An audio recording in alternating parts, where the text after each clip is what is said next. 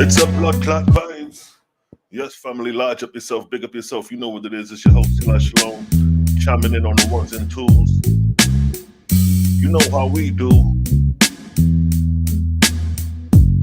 You see the topic: demonic possessions and obsessions. Abracadabra works out of power. Let's speak on it. You know, when I roll up my beat, 15 before the eye, you get started still, you know. Yes, I. So watch me vibes. Big. It's a vibes. See the fam chiming in. See the fam chiming in.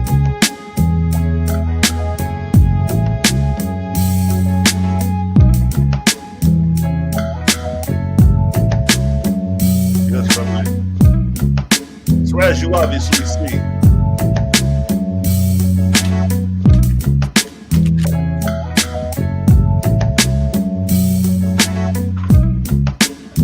topic is.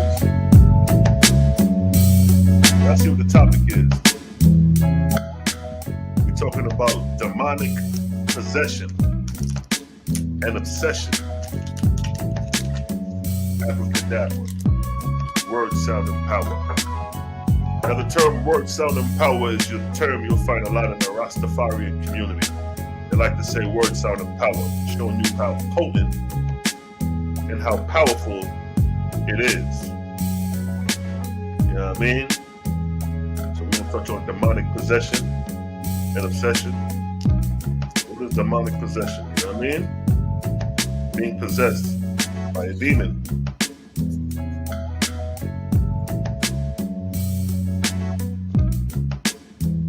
Shout out to the Creator Game. See y'all chiming in. You dig? It's a blood clot vibes. Yeah, so we're touching on these topics today. You know what I mean? Because it's interesting. You know, we talk about possession, right? And obsession. We was in the Creator Gang chat earlier talking about these things right here. You know what I mean? The exorcists and things of that nature, how, you know what I mean, the spirits can possess and obsess you, the individual. You feel me? Now that should be the question. How do demonic entities possess you? How does that happen? Well, it gives you some insight in the Book of Wars Against Jehovah during the Battle of 1,000 Years. It gives you a slight insight how these spirits seek to take possession of their mortal ward. And it's crazy because it's at midnight that these deities do these things. You know what I mean? So we're going to touch on these joints. Feel me? You could be possessed and don't know it. You could be initially following a demonic entity and don't know it. I've been proving that with your God. A lot of people follow God of the Bible. They're possessed by God. They're obsessed by God. And not knowing that the God of the Bible, as it stands, based off his characteristics and actions throughout the book, his ass is more demonic than Satan. How can God be more demonic than Satan? You dig? God got more bodies than Satan in the Bible. Satan's supposed to be the adversary. How can Satan be the adversary when God is playing the adversary? We already spoke on it. God was the adversary to the tribes of Benjamin. The northern tribe had to be possessed. They had to be possessed to follow a God that sent you to warfare and you lost the battle, and then you went back to that God for more words of encouragement. Nigga, you possessed and you obsessed. Because if a God sent me to battle and we lost like that, I'm looking for a new coach. You dig? You notice in sports, teams can get rid of their coach. Consider this shit like sports. The coach are the gods. The team players are the servants. If the servants ain't pleased with the god or the team player or the coach, they can get rid of them. I remember in Atlanta some years back that I think it was the Atlanta Falcons, if I'm not mistaken, they wasn't pleased with their coach. And guess what? They got rid of his ass and got another coach. See what I'm saying? If you don't know how to let go of these false gods, that's telling you, or not even telling you, that's showing you that he has a track record of killing children and innocent people. That shows to me that you obsessed and possessed with this God, because you haven't learned to let go of this God that's going to basically take your ass to Haiti. You got to be so thankful for this Owaspy, because it opens up a window and a can of worms of what transpires in the afterlife. That was one of the biggest questions all of us ever had. What happens when we die? Now we have a full goddamn revelation about what happens when you die, how you live, your diet. You know what I mean? If you kill somebody, all that is expressed and explained in the Owaspy. You feel me? So you know what? Do we like the spliff? Yes. You know how we like to start these things off. It's a vibe.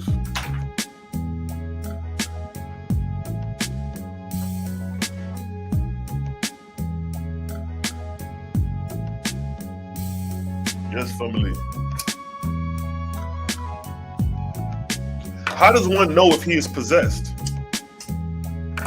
How do you know that?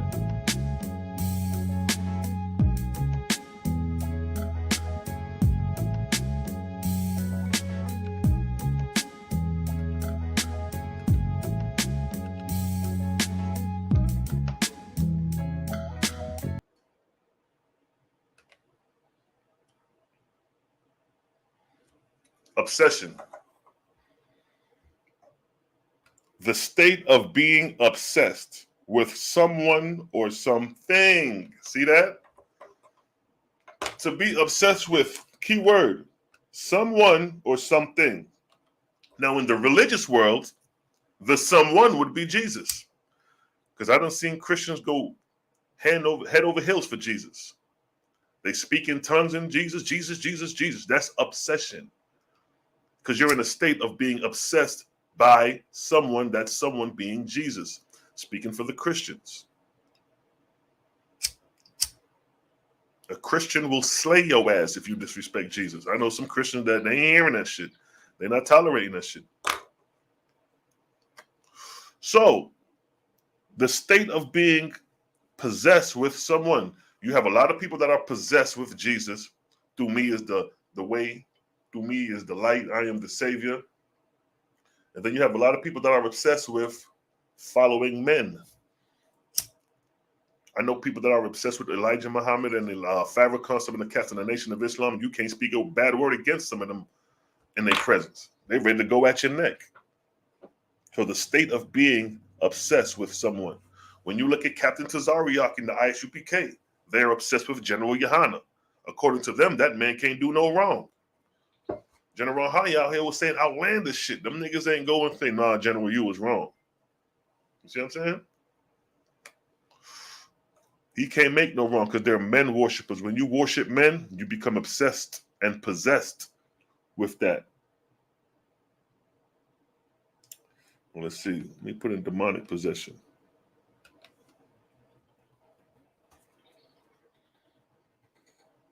Spirit possession.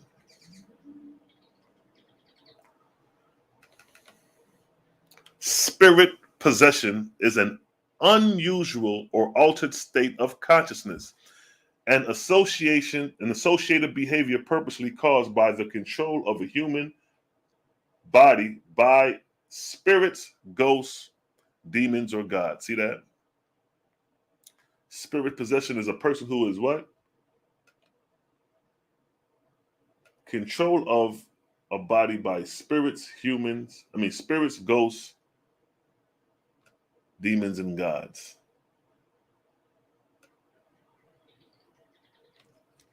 The concept of spirit possession exists in many cultures and religions, including Buddhist Christianity, Haitian Voodoo, Hinduism, Islam, Wicca, and Southeast Asia, African, and Native American traditions. Depending on the culture context in which it is found, possession may be considered voluntary or involuntary and may be considered to have beneficial or detrimental effects on the host. See that? It can have detrimental effects on the host. Now, we showed some of this when we was reading the Book of Wars Against Jehovah, the Battle of 1,000 Years, when the angels held on to the mortals to gain strength. If the angels are gaining strength from us, that means we're getting weak. They're draining our energy. You may be tired as hell some days. You may be drained and wondering why you're so tired, not knowing that damn entity got his hand on your ass, draining your spirit. Draining your spirit. So look, it says Abrahamic tradition. Let's see what it says about the Abrahamic tradition. From its beginning, Christianity has held that possession derives from the devil, Satan, his lesser demons, the fallen angels, in battle between Satan and heaven. Satan is believed to engage in spiritual attacks, including demonic possessions against human beings by the use of supernatural powers to harm them physically, psychologically. Prayer for deliverance, blessings upon the man or woman's house or body, sacraments, and exorcism are generally used to drive the demons out. Now, keep in mind, they're giving you a description of spirit possession. And look what it states here. Possession derives from the devil, Satan. Okay. Now, let's go here in the scriptures real quick. Let's go in the scriptures real quick.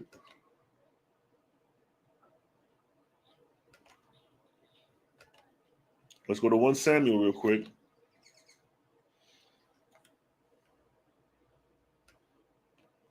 So from the beginning, Christianity has held that possession derives from the devil, Satan. Now, here's an example of obsession and possession. Samuel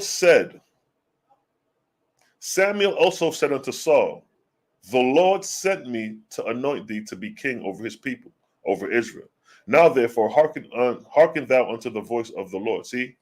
Hearken unto the voice of the Lord. Listen, thus saith the Lord of hosts, I remember that which Amalek did to Israel, how he laid wait for him in the way when he came up from Egypt. Now go and smite Amalek and utterly destroy all that they have and spare them not, but slay both men, women, infant, suckling, ox, sheep, and camel, and ass. Now, in order for you to do some shit like this commanded by the Lord, you would have to be possessed by the devil and Satan. Because a righteous God is not going to send you in a battle to do war when he could take the spirit out his living creatures himself. So any Israelite going after this commandment by the Lord to go slay Amalek is possessed by the Lord, is possessed by Satan, because you out there doing evil acts. And it says what? Look what it say. Hold on, right here. Wait a second. In the battle between Satan and heaven, Satan is believed to engage in spiritual attacks. Spiritual attacks. Now, what do you think God is doing here? God is spiritually attacking the Amalekites, using Israel to do the abiding.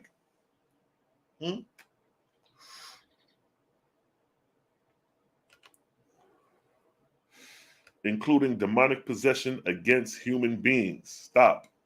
Stop. Including demonic possessions against human beings. These are demonic possessions from the Lord sent into the hearts of Israel to go slay Amalek. Now, some will say, well, you know what Amalek was? Amalek was the Canaanite. There was the cursed seed. There was the hybrids. There was the Nephilim. They'll give all these names. All right, fuck that. Let's get out of here. Let's get out of Samuel's and let's go to Judges real quick. So a nigga can't use no excuses. Now we go into Judges. And we go into goddamn Benjamin and the house of Israel.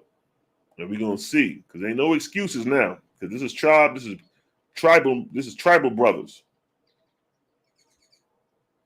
So ain't no excuses now. So now let's go here. See, the children of Israel was possessed. Why do I say the children of Israel was possessed? Because they went and seeked out the Lord, weeping for counsel on warfare. Look at this verse. Look at the plea. And the children of Israel went up and weep before the Lord. So they're weeping, they're crying, they're pouring out their soul before the Lord. They're possessed and obsessed by the Lord. Until even, and the Lord knows this. He's using these niggas as chess pieces because he has the advantage over them, because he knows that they're obsessed and possessed through him. And the children of Israel went up and weep before the Lord until evening, and asked counsel of the Lord, saying, shall I go up again to battle against the children of Benjamin, my brother? So that was the question raised. Now let me show you how the Lord is possessed and obsessed with evil and demonic spirits. Because instead of saying this, you know, I like to show receipts. Oh no, that's not it. We going to Exodus 20. They got 100 verses talking about thou shalt not kill. Ain't this a bitch? Let me click that. All right, we'll just start here. Exodus 20:13. You shall not murder. Hold up. This is going to look bad. You shall not murder. But what the Lord say? Go up against them. But the Lord said, thou shalt not murder. He said it twice. In Exodus 20, verse 13, and in Deuteronomy 5:17, he says that same thing, thou shalt not murder. But he changes his mind and says, you know what? I want y'all to go murder the Benjamites, or make an attempt to murder them. So coming back to the definition of what spirit obsession means, including demonic possession against human beings. What is the Lord doing right here? What is the Lord doing?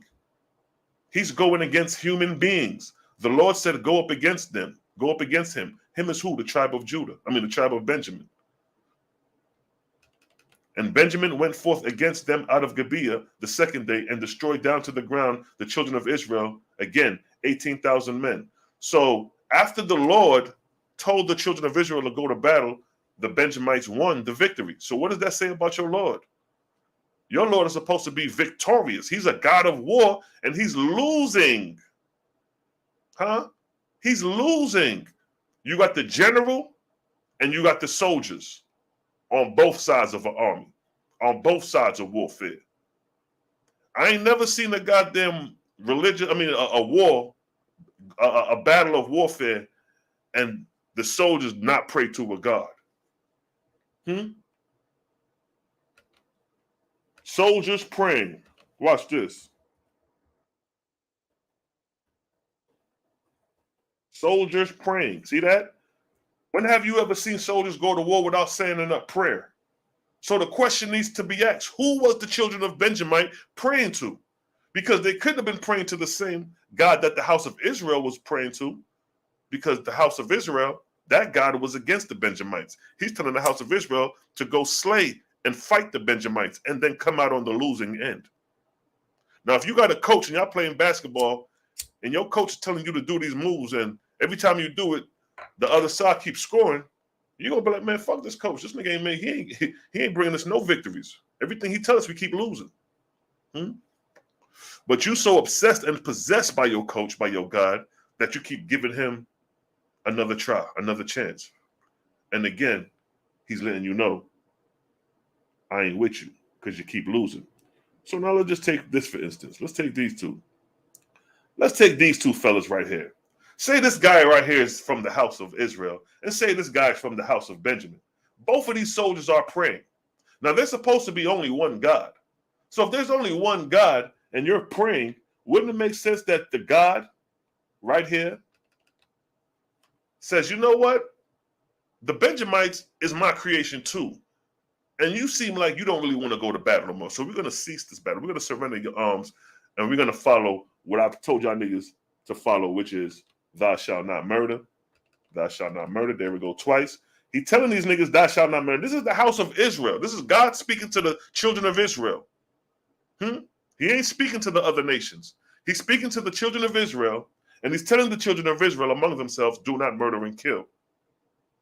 But then when we get to Judges, he changes his mind and tells the children of Israel to start killing, going against his own word. So that makes him false because he's not standing on a square. You know your word is your bond. If you came up in the 80s and the 90s, you know your word is your bond. Those words meant something. If you told a nigga your word was your bond, that means you standing on your truth. But if you break that word, if I tell a nigga my word is my bond and I go against it, and then I come back and tell him again, yo, my word is my bond, he's gonna think back about the first time I said that and broke my word. So the second time he's saying it is not gonna have no value because I didn't live up to what I was saying. Same thing with your fake ass Lord God. He told you niggas to not murder and kill. Then all of a sudden, he tells you niggas to go to war and kill each other off. You're obsessed and possessed by a demonic entity claiming to be God when you niggas is really worshiping Satan. It's going to come a time when you're going to come to that understanding that the God who you think is the God is not who you think he is. So keep in mind, these are the soldiers. This is the tribe of Israel. This is the tribe of Benjamin. Who are they praying to? We already see who the tribe of Israel is praying to because it says it right here. It says it right here. Look, and the children of Israel weep before the Lord until evening. Show me a verse where the Benjamites is weeping before the Lord. Where's that? Why is this only one-sided? If God's supposed to be the supreme one, why is he only siding with one party and going against another party? And in the process of going against the next party, his men is dropping. So the children of Israel are obsessed and possessed by the Lord only to lose victories, only to be in a losing battle, only to be losing. You got to be possessed and obsessed to follow a Lord that got you on the losing end. Who the fuck want to be on the losing end? And then he stated, and I asked counsel of the Lord, saying, he's asking, he's pleading. They came to you weeping because they just got their ass whooped. Now, see, the first time I went and I pleaded to the Lord and he ain't come through, got my ass whooped. That's it, nigga. The possession and the spell is broken. But look how powerful the obsession and the possession is by the house of Israel, that they keep running back to this Lord, and whatever word, sound, and power this Lord is saying, the children of Israel is eating it up and believing it. So the question was asked again, and asked counsel of the Lord, saying, shall I go up again to battle against the tribe of Benjamin? Right here, look at that. That's the question. Shall I go up again to battle against the children of Benjamin, my brother, not my enemy, not Esau, not Ham, not the Amorites, not the Perizzites, none of the ites, but my brother. That's this nigga right here. That's like this guy right here praying. This is the soldier right. This is the house of Israel. This is the leader praying to God, the Lord weeping, to asking the Lord, yo, shall I go up against my brother over here, Benjamin? Shall I go up against battle against him? Shall I, Lord? Like, what's up? This is my brother we talking about. We got the same lineage. Shall I go up again and fight against my brother? This is the prayer that the house of Israel is asking.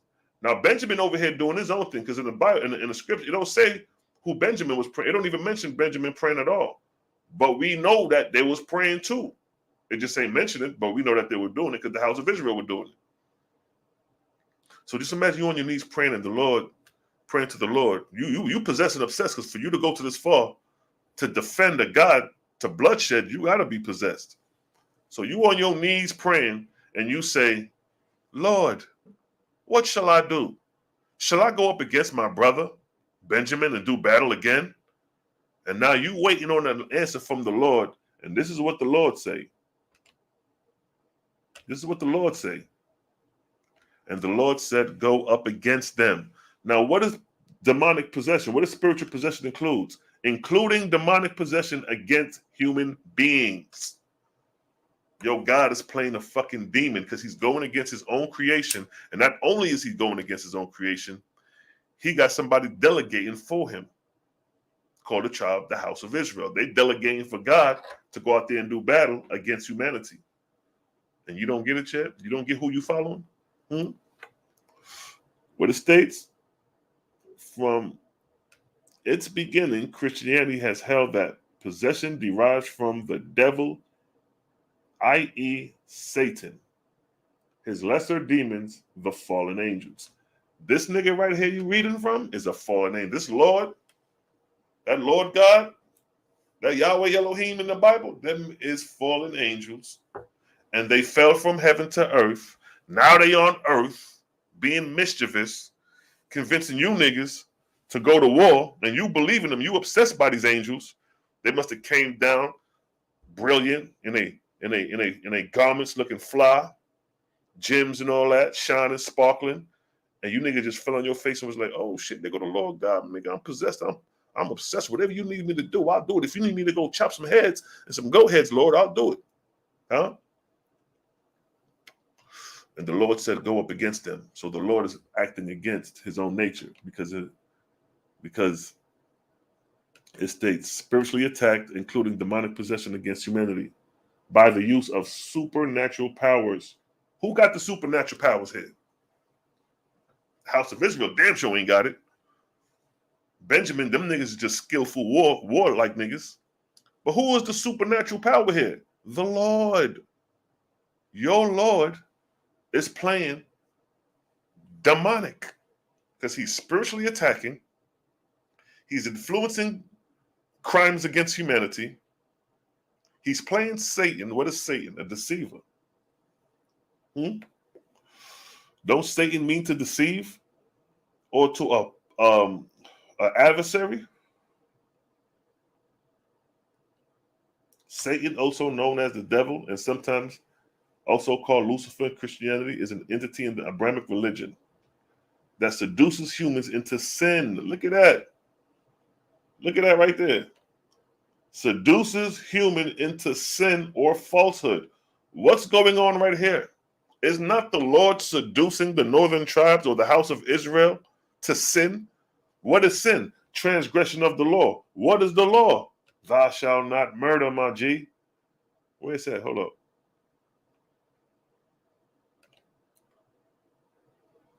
Thou shalt not murder. Right there. Transgression of the law is sin. The law is thou shalt not murder. The Lord got niggas going against his own word. So what makes that of the Lord? A goddamn devil. Because he's a liar. He was a liar in the beginning. Oh man, this shit is deep. It's only deep for those who understand scripture. They'll try to tell you don't understand scripture, nigga. We've been studying scripture. I know I've been studying scripture longer than a lot of these niggas. I know what the fuck we talking about. This shit got common sense. They say sin is transgression of the law.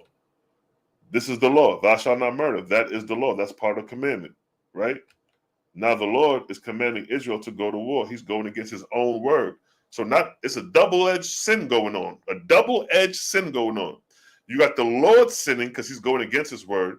Then you got the Lord encouraging the tribes of Israel to kill, and they're going against their word. Huh? Exodus 20:13, Deuteronomy 5:17. Let's see what it says here. Matthew 5:21. And ye have heard that it was said to those of old, ye shall not murder, and whoever murders will be liable to judgment. Look at that. This is Matthew 5:21, where it states, and whoever murders will be liable to judgment. Who's doing the judging? Let me know. It can't be God because he goddamn gonna be judged too.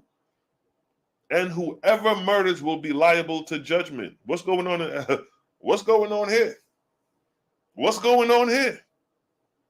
And the children of Israel went up and wept before the Lord on the evening, and asked counsel of the Lord, saying, Shall I go up again to battle against the children of Benjamin, my brother? And the Lord said, Go up against them. The Lord is sinning. The Lord is sinning. He's transgressing the law that he gave to Israel. And not only is he sinning, the children of Israel are sinning because they're possessed and obsessed by this law to carry out his will. And look what it states the next day. What happened on the next day? And the children of Israel came near against the children of Benjamin the second day. So they listened to the Lord, the northern tribe, because they possessed. They obsessed by the Lord. What did it say? What obsession mean again? The state of being obsessed with someone. Who is this someone? The Lord. God. In my Geno Jennings voice. God. God. God, Lord, are both playing the adversary. They're both conspiring murder. So how can you follow this Lord to be the Most High when he's doing everything that entails that which is demonic? Spiritually attacks, including demonic possession against humanity, beings by the use of supernatural powers. See that? Supernatural powers to harm them physically or psychologically. Now, that's interesting. You have this supernatural power that's causing harm physically. Here's the physical harm right here. This is the physical harm right here. And Benjamin went forth against them out of Gibeah the second day, and destroyed down to the ground of the children of Israel again 18,000 men. That's the physical right there with the sword. That's the physical harm. Now it also stated psychologically. What is the psychological harm? This is the psychological harm coming right back up right here in the next verse. This is the psychological harm right here. Then all the children of Israel and all the people went up and came unto the house of God and wept and sat there before the Lord and fastened that day until evening and offered burnt offerings and peace offerings before the Lord. That is the psychological effect of the harm, because now you being the northern tribe, you being the house of Israel, losing these battles, you feel that you're not pleasing God enough because you're taking these L's. So what you do is say, you know what? We're going to weep. We're going to weep before Lord. We're going to fasten. We're going to offer up burnt offerings and peace offerings. That's a psychological effect on the mind, because you feel that you're not worthy enough because you're losing battle, and you got to do more sacrifice to the Lord to gain his favor. And it took for you niggas to drop damn near 30,000 men before the Lord favored you niggas for one small victory. Nigga get one small victory and you act like y'all been conquering lions the whole time, when the tribe of Benjamin been whipping you niggas' asses the whole time. But the point here is this. This is the 12 tribes. These are the tribes of Israel beefing among themselves, and the Lord is playing the referee. This shit is like boxing. This shit is like boxing, and the Lord is playing the referee. Let's put it boxing. This shit is like boxing, yo. Let me show you something. See if I can, if the referee is in this picture. Let's see. See, this is what's going on here. You see the referee? That's your God right there. The referee is your God. This is the Lord God. This is the tribe of Benjamin, because they're Benjamin whooping that. And this is the house of Israel. And this is the Lord right here. So the Lord is observing the battle. And not only that, he told this nigga, being Israel, that go ahead, I got your back. So you go to battle, and Benjamin, you're the poster cloud. Bomb! Rock you right in your snot box. Because you remember, they say the Benjamites are the Caribbean people, West Indians. That's why them niggas is whooping ass like the way they whooping ass. Because if you know anything about Caribbean people, nigga, they will whip your ass. And I ain't talking about whip ass in a fight. If it's on the popping, nigga, the cutlass coming out, the razors coming out, the guns coming out, they gonna get the job done. Them niggas ain't pussyfooting around. I done seen niggas in the Caribbeans get busy. I'm talking about get busy to the point where it's like, nigga, let me leave them niggas alone. They ain't nothing to fuck with. Feel me? So Benjamin is over here whipping Israel ass, and the referee, being God, the Lord, is just standing there waiting for you to get knocked down so you could run to the referee and be like, come on, man, come on, dog. Thought you said you had my back, dog. But that's what's going on here. God is playing the referee. He's playing the referee. And the children of Israel inquired of the Lord. Look, they inquired. They psychologically distraught. They inquiring. Inquiring. They got the definition right up front. Does inquire and inquire mean the same thing? That's something different. But the Lord is the children of Israel inquired of the Lord, for the Ark of the Covenant was there. And now you got the Ark of the Covenant in the midst of all this shit. The Ark of the Covenant is in the midst of this shit. Niggas over there killing each other, and they in the midst. The Ark of the Covenant is in the midst. Like, that just throws all the relevance off the Ark of the Covenant. Like, who gives a fuck about the Ark of the Covenant if y'all niggas is over here destroying each other like this? The spirit that resides in you as a human being is way more valuable than a fucking Ark of the Covenant. An Ark of the Covenant is some made up shit. A chess piece, some wood, some stone. There is no life in the Ark of the Covenant. The life is in the man. The life is in woman. That's the most valuable thing you got, is the spirit that the Creator gave you. A damn Ark of the Covenant, that ain't doing too much for you. So now, again, this is the psychological damage going on. Because remember, in the spirit possession, it says the supernatural powers to harm them physically and psychologically. So we're describing the psychological issues here.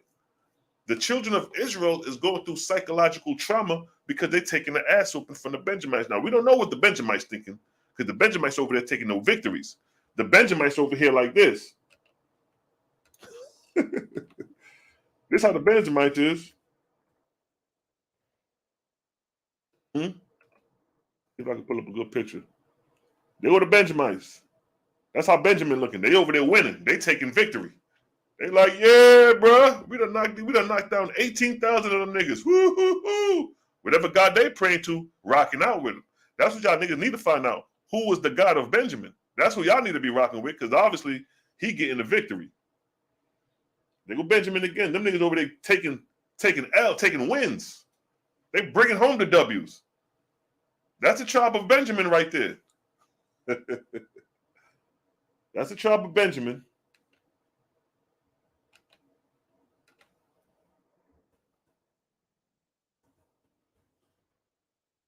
That's the tribe of Benjamin. That's the tribe of Benjamin. And that's goddamn Israel right there. That's the house of Israel. Them niggas sad. That's sad. That's the house of Israel, and it's the tribe of Benjamin. Benjamin over there whipping ass, while Israel looking like this, psychologically affected by the L's, the losses. And what makes it more worse, I'm guarantee you, each one of these players, before they started this game, they prayed to God to win. Huh? Each one of these players, I'm sure, prayed to God to win this game. And look what happened. They lost. So what do they start psychologically doing? They start pondering, is God really with me? Or am I even worthy of God? Do I need to practice more? They psychologically destruct. While on the other hand, Benjamin over there like, woo, that was easy work, boy. We dropped 18,000, boy. We scored 18,000 points. Them boys ain't scored nothing. We got the victory. Whatever God they worshiping, they winning. They can't be worshiping the same God of Israel, because the God of Israel is with these dudes over here. The God of Israel is with the losing team, because he keeps sending them out and they keep losing. The coach of this team is a losing coach, because he taking L's. 18,000 points, 18,000 men over here dropped. And now one of them dropped over here with Benjamin. So wouldn't you be rocking? Who don't you want to rock with the winning team? Who the hell going to rock with the losing team? But the losing team, the Lord is with. The Lord is telling the losing team to go to war against the winning team. So why would the winning team pay homage and respect to the God of the losing team when the God of the losing team is trying to send them against the Benjamites? You got to ask yourself these questions. What type of God you niggas is following? Question the gods. This is the God spell. Coming back to scripture, look what it states. And Phinehas, the son of Elias, the son of Aaron, stood before it in those days, stood before what? The Ark of the Covenant, saying, shall I yet again go out? Now this is the question. This is the question being raised. This is the question being raised. Shall I yet again go out to battle against the children of Benjamin, my brother, or shall I cease? That's psychological. This is psychological. What does it say? Supernatural powers to harm them physically or psychologically. So we're dealing with the psychological part. This is psychological. This is all mental right now. The question was a mental question. Shall I again go out to battle against the children of Benjamin, my brother, or shall I cease? That's the question. Because if you would have said cease, they would have listened because they already possessed and obsessed by the Lord. So whatever the Lord said, they would have went with. But the Lord said, thou shalt not murder. Where it said, thou shalt not murder. Oh, I forgot I was here. And whoever murders will be liable to judgment. So we got, thou shalt not murder. Then we got, and whoever murders will be liable to judgment. And then we got, shall I yet again go out to battle against the children of Benjamin, my brother, or shall I cease? Now, let's stop. Now, keep in mind, these are Levites. These niggas are the lawgivers. They got the law. They the closest niggas to Moses. So they should know this law right here. They should know this. Whosoever murders will be liable. They should know that. They should know this right here. You shall not murder, because they the ones who brought this shit out. So how can you go up to the Lord now, asking the Lord, shall I go up and do battle against Benjamin, or shall I cease, when you should already know in your heart that thou shalt not murder? But you so possessed and obsessed with this, Lord, you overlook the law and ask the Lord, when the Lord is the one who told you this, you shouldn't even be going to the Lord weeping for nothing, because the Lord already told you thou shalt not murder. So if you got the Lord telling you to murder, you should be questioning the Lord. Test the spirit to make thyself approved. You niggas are not testing the spirit because it's in the Bible. Huh? The Lord and God is in the Bible, so you think they're excluded from being tested. No, them niggas get tested too. It's just a damn book. Ain't none of these niggas came to you in real time and said anything to you. You just read it from a book, reading pages off of reading words off a page. And you niggas is possessed to that degree where you let a book and never spoke to the God, never seen the God, never heard the God, but you just read in a book about the Lord, and the Lord got you niggas possessed like this. Huh? Again, shall I go out to battle against the children of Israel, to the children of Benjamin, my brother, or shall I cease? Look, or shall I cease? That's the highlight. That's where the wisdom of the Creator, that's where the wisdom of the Lord could have been like, you know what? I did tell y'all niggas thou shalt not murder and kill. Cease, man. Surrender your arms. Because when y'all niggas came up out of Egypt, I told y'all niggas thou shalt not murder. But he goes against his word. What did the Lord say? He could have said, cease. Look what the Lord say. The Lord said, go up, for tomorrow I will deliver them into thy hands. Who was the Lord playing? A righteous God or a satanic God? Let's go back up here to spirit possession. What did it say? All this shit is psychological, but what did it say about the spiritual possession? What did it say? From its beginning, Christianity has held that possession derives from the devil and Satan, his lesser demons, fallen angels. You niggas is dealing with fallen angels, bro. Fallen angels. Spiritual attacks, including demonic possessions against human beings. What's going on here? Is this not a demonic possession going against human beings? The Lord said, go up, for tomorrow I will deliver them into thy hands. What does that mean? That means go kill. What did it say right here? What did it say in Matthews? What did it say right here? And whoever murders will be liable to judgment. Who the fuck gonna be doing the judgment if the Lord is telling you to do it? How can the Lord judge you guilty when he got guilt on his goddamn hands too? He got blood on his hands because he's telling you niggas to go out there and do the killing. So how the hell is he going to play judge and judge the killers when he's the one that delegated the killing? backdrop. It's over for these niggas, man. It's over for these niggas. Whoever murders will be liable to judgment. Yo, God is over here telling niggas to go murder. So what does that mean? He is liable to judgment. Huh? And let's go to Numbers. Let's go to Numbers. Let's go to the book of Numbers. Where it at? Numbers 35, 33. What does Numbers 35, 33 say?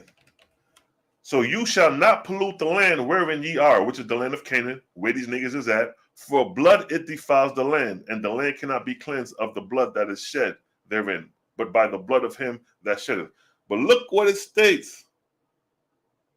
Ye shall not pollute the land wherein ye are.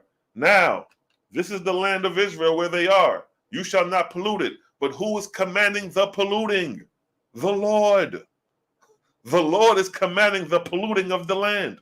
While in the definition, it says spiritual attacks, including demonic possessions against human beings. Not only that, by the use of supernatural powers, gods, to harm them physically or psychologically. See that? See the damage your God is doing? See that? See the country? We don't even need to deal with the Owaspy no more with these niggas in the Bible. Close the Owaspy. Seal the book. Seal the prophecy. Them niggas ain't ready for Owaspy. We gotta expose their Bible to show them the inconsistencies and the contradictions. Any nigga that say the Bible don't contradictions is possessed and obsessed by the lies. Because the contradiction is right before your face. I'm showing you the contradictions. Been showing you the contradictions. Malachi Maccabee been showing you the contradictions. Cosman Cal been showing you the contradictions. Daryl Cosban been showing you the contradictions.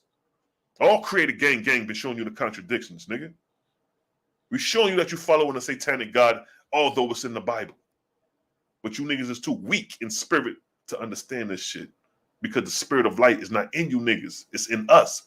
Because we exposing this shit so bright, you niggas got to go cover your face and hide. You got to go back into the darkness because this light over here too bright. You can't withstand this light. And it's only the truth. I ain't making this shit up. You see it's chapter and verse I'm bringing out. That's why niggas don't want to have a battle of the holy books. Because if we was battling niggas and bringing this shit out, this game fucking over. This game fucking over. And we ain't even in the Owaspy. We in the Bible. So ye shall not pollute the land where ye are in. So obviously this nigga's polluting the land. But here's where it gets worse. For the blood it defiles the land, and the land cannot be cleansed of the blood that is shed therein. So the land is cursed. How can this be the holy land when the land is defiled with blood? Commanded by your Lord. And the Lord said, go up tomorrow and I will deliver them into thy hands. Let's go back up. He said, don't shed blood. Remember that. Don't shed blood. Look, the children of Israel went up and wept before the Lord unto evening and asked counsel of the Lord, saying, shall I go up again to battle against the children of Benjamin, my brother? And the Lord said, go up against them. So the Lord is encouraging the spilling of blood. Because if you go into battle, if you a God of war, that means you got to shed blood. But in the very nature of that, in a single breath, for blood it defiles the land, and the land cannot be cleansed of the blood that is shed therein. How can you follow a God of war with this hanging over your head?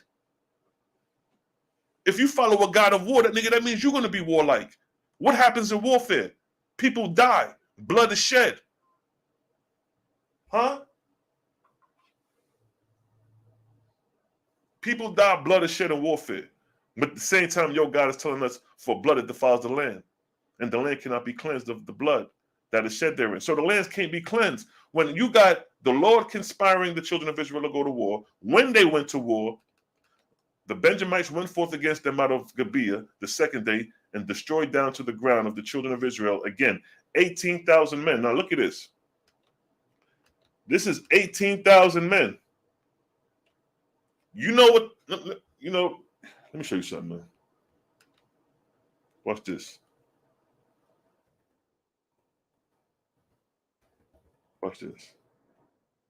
Watch this. Now, let me see if I can get a bloody picture. Let me see something.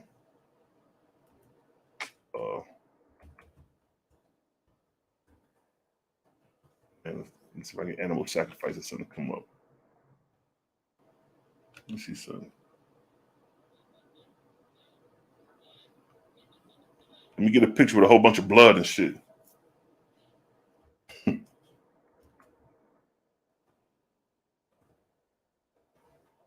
See what I can come up with or something.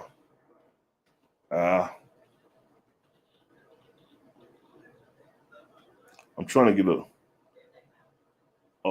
I don't want to get too graphic because I ain't with that bloody shit, but y'all get the goddamn idea.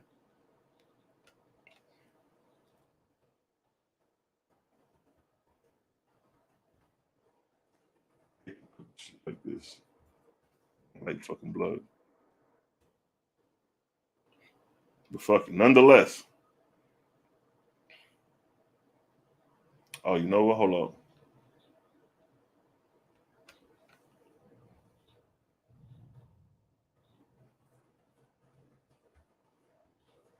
Sheep cutthroat. Let me see. Now look at this. Look at the blood in that sheep. You see that blood? That's one sheep. Look at that blood spewing out. Let me see. Look at that blood. Look at that blood spewing out, right?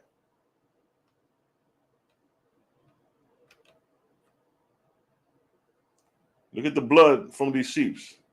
It ain't much. I want to get a picture where a whole bunch of blood on the ground, but I don't like the sight of this shit. Let me take this shit up. That shit. Yeah. But saying that to say, if 18,000 men died in battle, just imagine the blood, the gallons of blood that would have been shed on the land. Gallons of blood would have been shed on the land. Tons of blood, actually. But then it states, for blood it defiles the land, and the land cannot be cleansed of the blood. So if you got 18,000 men that died in the land of Israel, the land of Canaan, the land is defiled. The land cannot be cleansed. And this is what's going on in the land of Canaan. Just imagine a group of people that took your land over and they started warring in the land among themselves like this. Because you remember, they didn't kill off all the Canaanites. A lot of the Canaanites survived and a lot of them interbreeded in with the Canaanites. So just how does that look? The Lord told you to go kill off a whole people. You didn't do the job. Then you intermarried with those same people. And then those same people is looking at you niggas battle going back and forth. They probably like, yo, ain't this the same niggas that God told them to take over our land, and now them niggas is spilling more blood than us in our own land? Huh? Coming back to spiritual attack, spiritual possession. By the use of supernatural powers, to harm them physically or spiritually. We see the harming going down. Give me a 1 in the chat if you get this understanding. You dig? Let's take a quick 5. Take a quick 5, you dig?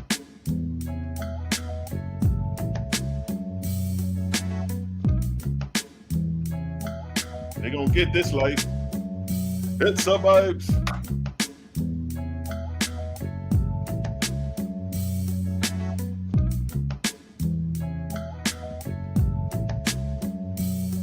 Yeah, so I'm showing you time after time, using scripture, that this God, this Lord of the Bible, is not who he say he is. He don't keep his word, which was his word was thou shalt not murder. First y'all murder off the Amalek, then y'all started murdering each other. Who killed John? Who was it? Was it John the Baptist's father? Wasn't John the Baptist's father the one who they killed at the side of the temple? There was one nigga that was walking through the side of the temple and they killed him and left him there. Was that John the Baptist's father? I forget who it is, but I remember it's a verse where some nigga got caught slipping at the side through the alleyway of the temple and they killed him. Those were Israelites doing that to each other. There wasn't no Canaanite doing that. There wasn't no Amorite doing that.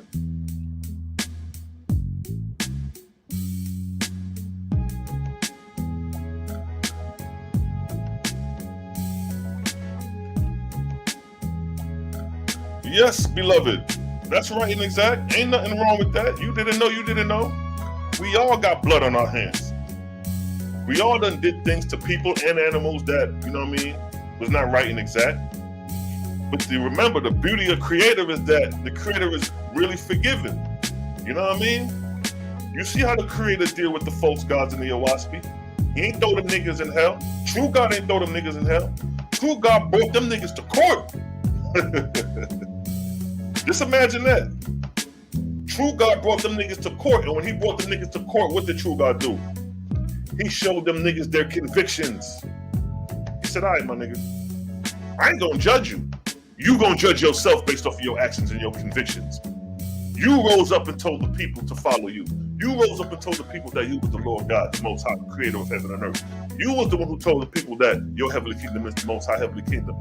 As the judge, I'm just convicting you of your own wrongdoings. And then you got to go back and fix that, which may take however long it may take, depending on how far left, how far right you went down the shithole. You dig? But yeah, man, don't feel guilty, man. Small thing that. Small thing that, yo. It's a blood clot vibes.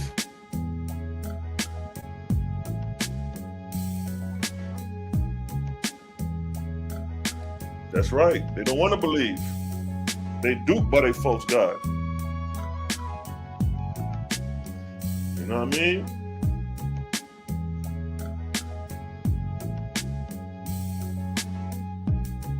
See y'all going in on the chat. See the farm chairman in. Yes, family, peace, love, and light to the everyone. Cosmont Cal in the building.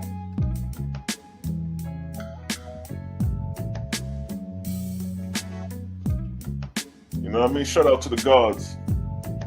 And what's his name? Madiam.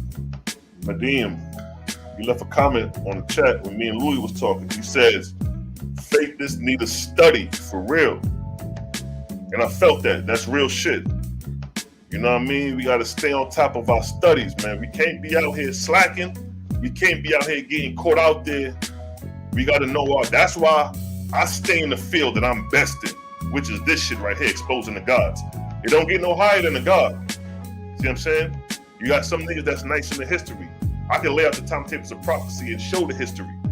But I'm not the nigga to go into each individual time period, like the Moorish history, this history to that history. I'm not detailed in the history, but overall, the lap of history, nigga, we got that. If we want to talk about Kemet, we can go to Kemet. We can start from Narmer to the pre-dynastic, to the Old Kingdom, to the Middle Kingdom, to the New Kingdom. We know the history. We got it. May not be as detailed and intricate like the niggas who study Kemet, but we know the history. And then we know the gods reigning during the times of those historic moments. So if we talking about Constantine, we were like, oh, okay, that's Luamung and them boys. That's Luamung rose up and, you know what I mean, he was the god during that time. You know what I mean? We want to talk about Muhammad. Oh, okay, Gabriel and them boys was running that time. If you want to talk about the pyramids, because the pyramid age of Egypt was the Old Kingdom and the Middle Kingdom. You know what I'm saying? That's the pyramid age. There was no pyramids built in the New Kingdoms. So from the Old Kingdom to the Middle Kingdom was the pyramid age. Who was the dominant deity at that time in Egypt? Osiris. That's why you see that nigga sitting on the throne like he the motherfucking boss, and you see the judgment hall of Ma'at got Osiris as the top deity. So that shows you right there who was the deified deity in ancient Kemet. It was Osar. It wasn't none of the other deities. It was Osar, because he the nigga sitting on the throne. You got Tahuti there taking notes. You got Anubis there. You got Ma'at there.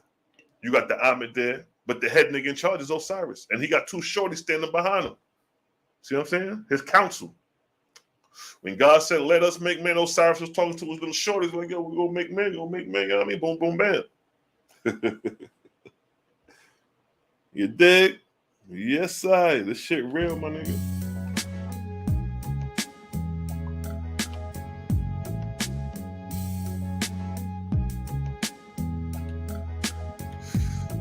Yeah, man, I couldn't be there, bro. I wouldn't have got the regulating on them niggas, man. I would have took off my belt and got the whipping niggas. Bam, bam, bam. Leave that cow alone, nigga. I would have got the whipping niggas. My man called him that back.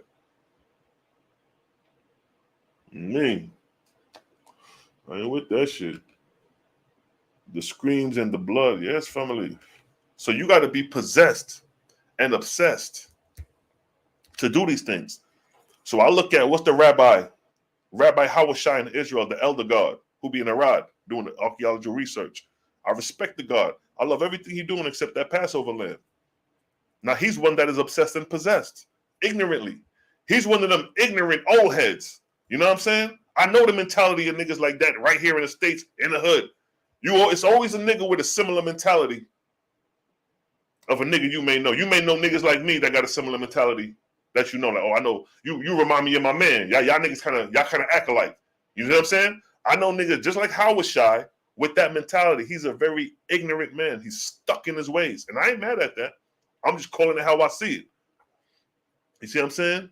But due to his ignorance, he's trying to fulfill what's in the book as is. So when Passover comes, these niggas is really out here going to get lambs and kill that shit in honor to venerate their God or to keep it as a memorial because it says it in the book.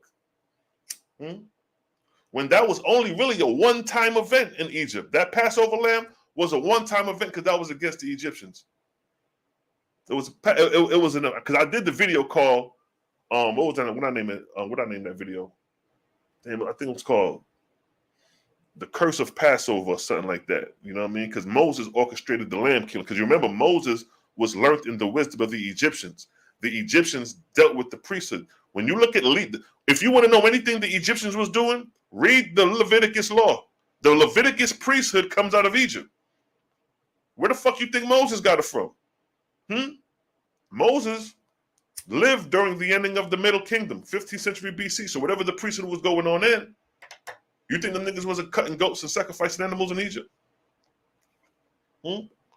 Offering up to their deity. If you want to know anything about the priesthood, all you got to do is read Leviticus, and that's the same shit that they was doing in Egypt.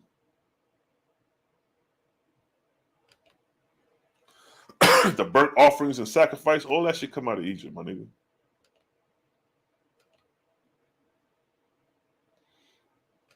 You dig?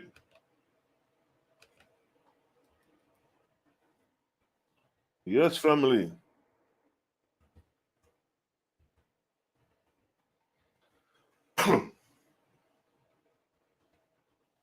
All that sacrifice shit come out of Egypt, yo. Where you feel? My joke? Where you feel? My jokey business? Where you feel? My makeup story? Where you say, brother? Look at that. Look at that. Egyptian priest. These Egyptian priests. What do you got right there? He got a bull on the ground. He about to slay that nigga. You could barely see. You could barely make it out. But we got other ones.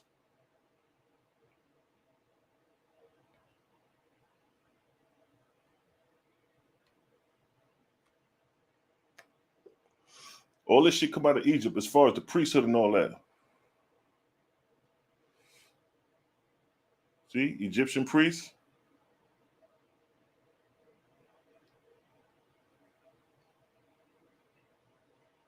What that look like right there? Don't that look similar to the Ark of the Covenant?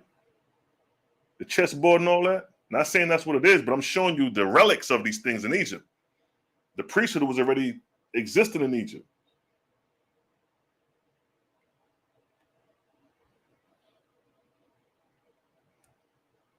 You got the magical spells and all that. See that? That's supposed to be the opening of mouth of Osar. The priest is supposed to be opening the mouth of Osar. The open of mouth ceremony, for those who know. Yo, what is this? This is like a temple of skulls, yo. Oh, snap. Look at this in real time. An excavated Zamapante from Templo Mayo in Middle America. Look, they got the temple of motherfucking skulls. Watch me talk about that, how they made temples with human skulls in antiquity.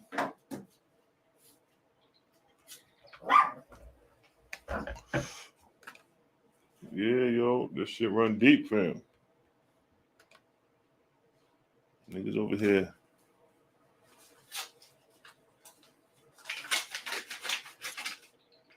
See that? It's supposed to be the Jew doing the sacrifice. Where you think they got this shit from? You think them niggas lived in Egypt for all them years and ain't learned and ain't come out with nothing? Nah, yo.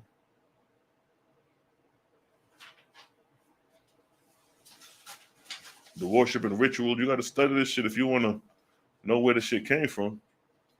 The Israelites got it from Egypt. Look at that. Look at the goddess sitting in the chair. Don't that look like the same depiction when we showed Moloch and they was offering unto Moloch? Let's get it. It's the same concept. See if we, there you go right there.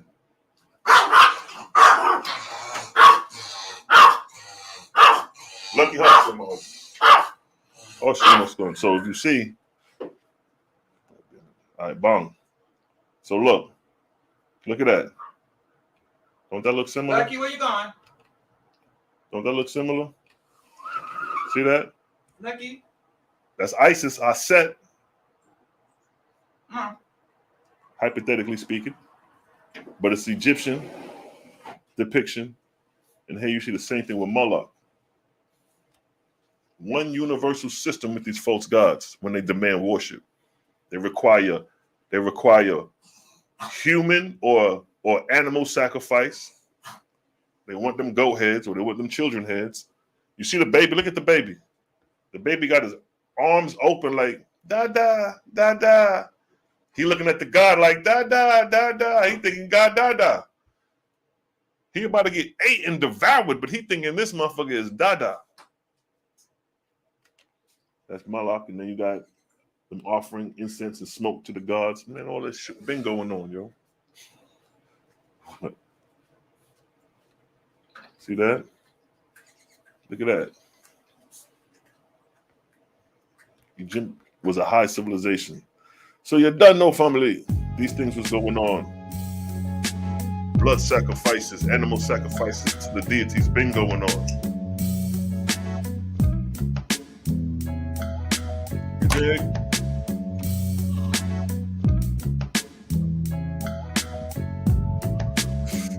He said, Lucky sounds like he will tear meat from me. You know, them small dogs, yo, them niggas be vicious, yo. Them little Maltese, them little motherfuckers is vicious as hell.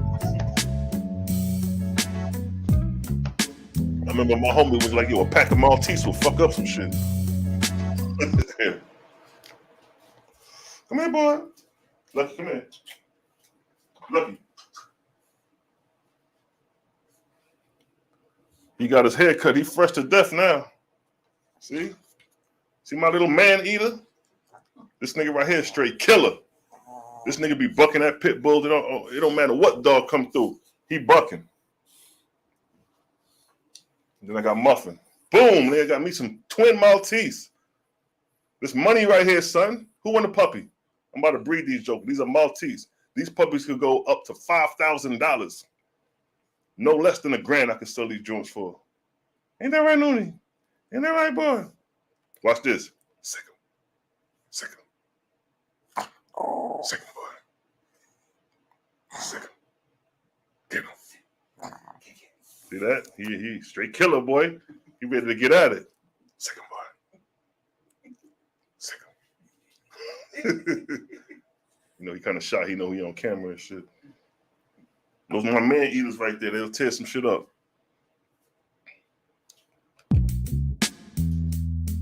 Yeah, man. Man, if I roll up on that spit, yeah. Those my man eaters, yo.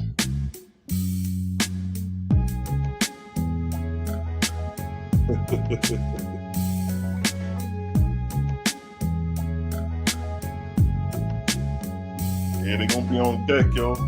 I'm about to get into this dog breeding shit in a minute.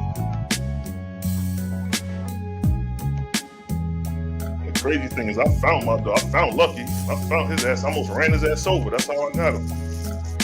Driving in the street, this nigga ran right in front of the street, almost ran his ass over.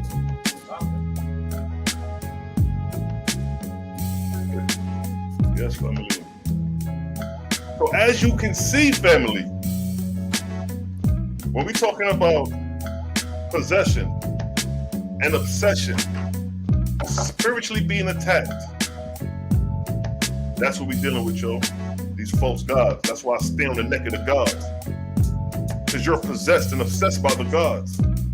When niggas was out there slaying goats and lambs for Passover, it was possession. Niggas thought they was doing the right thing. When the Muslim strap bombs to his body and blow some shit up, he's possessed. He's thinking he's doing a good deed for Allah. That's why we stand next to these false gods. It's a blood clot, vibes.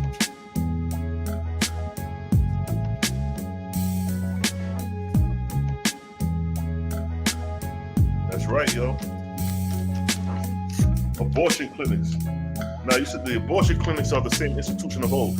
Can you imagine how many infant spirits that are in the afterlife that got to struggle and navigate?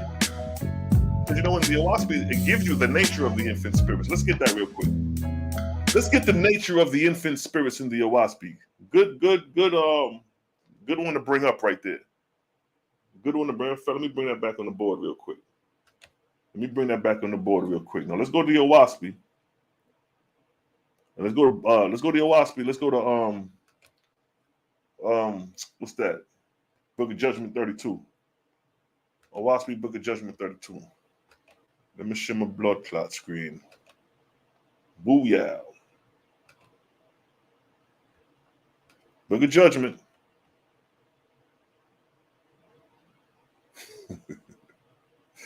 Book of Judgment. Where you at? Chapter 32.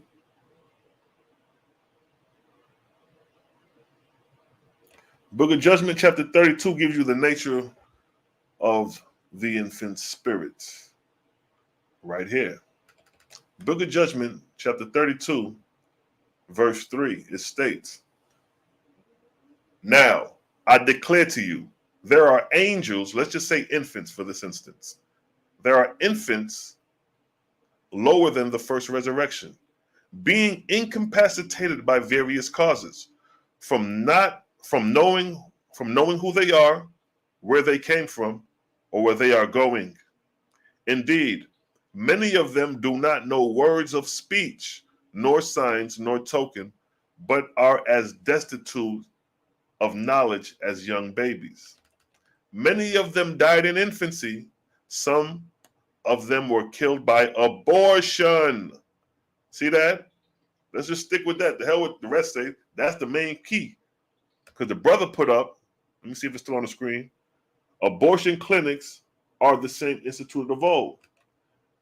And just dealing with the nature of abortion, it says many of them died in infancy, some of them were killed in abortion. So what is the spiritual condition of those killed in that manner? It's stated right here, right there. Being incapacitated by various causes from knowing who they are. So just imagine, they don't even know their nationality. All these young sisters and black women getting abortions, these aborted spirits are still growing in spirit, but they don't even know that they came from a black parent. They don't know that. They don't know where they are. They don't know where they came from. They don't know that they was conceived, and they don't understand that, oh, I came from mommy, I came out the womb. They don't know that. They don't know nothing. They ain't even got a chance to learn A, B, C, D to even have comprehension and understanding. And then it says where they are going. They don't know where they're going. They done crossed over in spirit and got to be taken special care of like a prenatal birth. You want to watch 24/7 so you don't dissipate in dissolution. They're trying to give you a spiritual existence. But being that you don't know who you are, you don't know where you came from, it's a great possibility that you could slip into dissolution. But there are angels that are sent to help these infant spirits who die in abortion. And these infant spirits learn through subjective realities and subjective heavens. Niggas hitting my line. I'm like, hold up, make sure the shit ain't off. So this is the condition of the spirits of infants now, today, in 2023, who are being aborted. That's why the Owaski is a cold-blooded motherfucker, because it gives us insight about these things. Go ask one of them comedic niggas what happens when a baby is aborted. What is the nature of the spirit? They can't give you nothing. They ain't gonna know from head to foot what to say on a question like that. Ask them niggas what happens when we die. They ain't gonna know. But you studying a history of ancient Egypt where these niggas dealt with the life after death. They showed you the preceding system of the life after death. At least Jabari got sense enough to know that it's spirit life involved in Kemet, or in life, period. Some other niggas who don't believe in the spirit life or the life after death, I feel sorry for them niggas. I feel sorry for them boys. You don't even know what the fuck you here for. You living without a cause. You don't even know your purpose. You ain't figured that shit out yet. Niggas don't even know what they living for. Creator let us know what we here for. Creator gave us purpose. That's like you go into school and you don't know you're supposed to graduate. You just in school studying all the subjects. The people who deny spirituality is like students going to school studying in all the subjects but don't know that they're supposed to graduate. That's them. That's the niggas who deny spirituality. Spirituality is the life after death. This is just the beginning. This is the physical beginning. We're at the bottom of the ocean. We at the bottom, and we got to rise to the top, just like school. You start at the bottom, which is first grade. First grade is the bottom.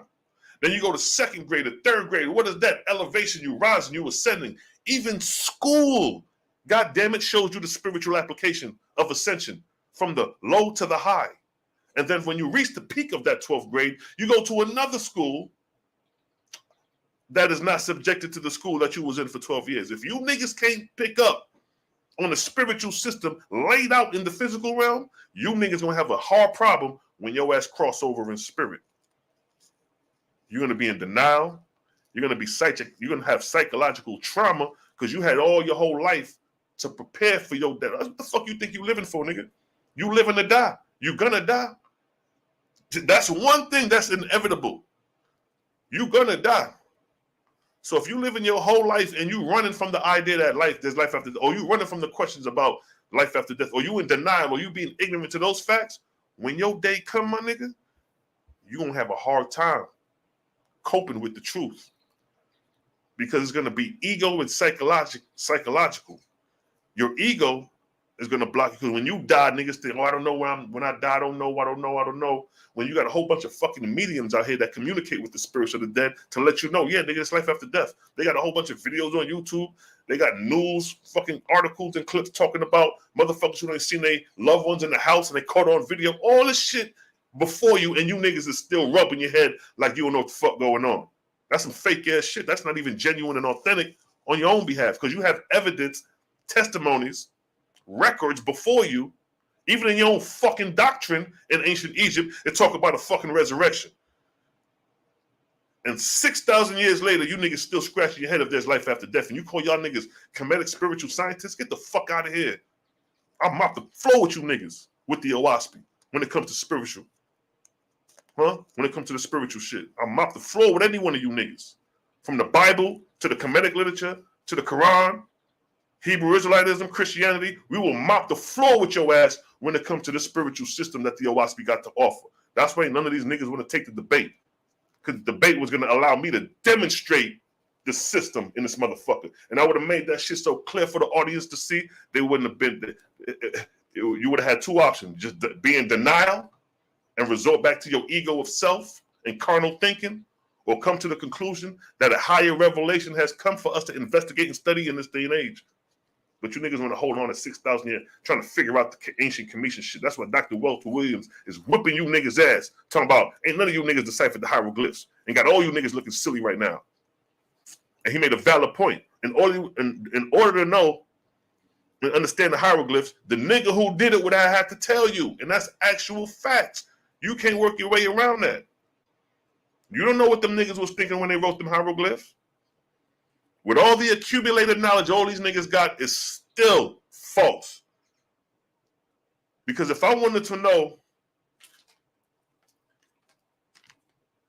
who made this motherfucking rat piece of paper right here, I gotta go to the nigga who made this and say, yo, man, what made you use this particular material? And then he could explain to me the whole process. But being that you niggas wasn't there 6,000 years ago, you don't know the intentions of them hieroglyphs, nor are you doing spirit communicating to communicate with the ancestors of old to even show and prove that you can communicate with the ancestors who created that shit and get the revelation through spirit communion. But you niggas don't believe in spirituality. So you just going off a whole goddamn lie. You niggas is worse than the Christians and the Hebrew Israelites. Because y'all don't know what to believe. Y'all don't believe in life after death. Y'all don't believe in your own comedic knowledge. Y'all say it's fucking mythos and it's not real. So what the fuck y'all niggas believe in? All y'all got is an ancient relic of artifacts in ruin that you could just go back and say, yo, this is what we did 6,000 years ago. And that's all you niggas got. You ain't got nothing else to bring to the table other than look what we built. Man, that shit's so weak, my niggas. That's why I say when y'all niggas are ready to have battle of the holy books and ready to bring your information and test your spirit, test your doctrine, test your God, test your deity, huh? Test your Neteru, test your Elohim, test your Anunnaki. Bring that shit to the table, nigga. Battle of the holy books. That's how the fuck we moving, my nigga. Give me a one in the chat if you get this goddamn understanding. Give me a one in the chat if you get this understanding with just that alone. You feel me? Run the rhythm.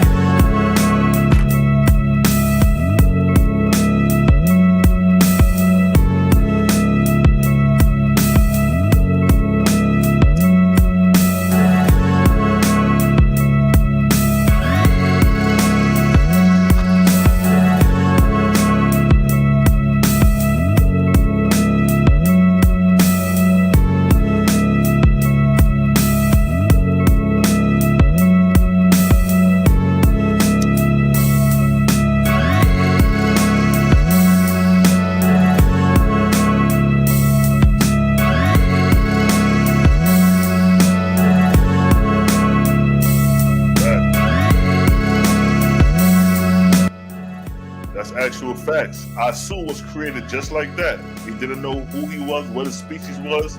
Niggas was committing motherfucking incest. They ain't know what. Yo, when Synthesis and them boys came, boy, ain't no telling what the fuck they saw. You remember, some of these niggas was crawling on their belly, helpless, crawling on their belly. It's documented. The Owaski tells that the condition of man in this primitive state was just like an infant. And that's the beautiful thing about this shit, man. That's why wisdom is the principal thing, and wisdom will win every time. The wisdom is that the infant, the child, a baby comes into the world crawling on his belly before it even starts to walk. What we see from an infant, from a baby being born on up to the years of learning language, alphabet, and all that comprehension, you're seeing the nature of the whole human species in one child being developed and growing. Coming into the world blank, not knowing nothing. Same concept of early man. Man came into the world knowing nothing. He didn't know speech. Nigga, when man was created, goo goo gaga was the nigga language. Goo goo gaga. Just like when a baby comes into the world speaking, what do a baby express, nigga? Goo goo gaga. Speaking from the thorax. Ooh, ooh. A baby don't learn to speak from the lips. Look at a child in its infant stage. When they start expressing sound, they express it from the thorax. Ooh. They'll even hop with it. Ooh. Ooh, they'll damn near use everything from the thorax. Just like the Owaski say. Before man started using lips and uttering words and speech and things of that nature. So the evolution of the child developing into a adolescent is the same process as man in the beginning. He had to develop. That's the whole purpose of the angels coming to raise man up. Man was naked, not ashamed. Man was crawling on his belly or stunched over. Because there was no example in nature for man to mimic an upright walking man. If you leave a child in nature, he gonna mimic what he see. They got videos of goddamn it was just one video I seen. I think it was either in India or Africa, where a child ran off and lived in the wilderness or whatever, and he became like the monkey. He started acting like a monkey, moving like a monkey, and everything. It's a documented.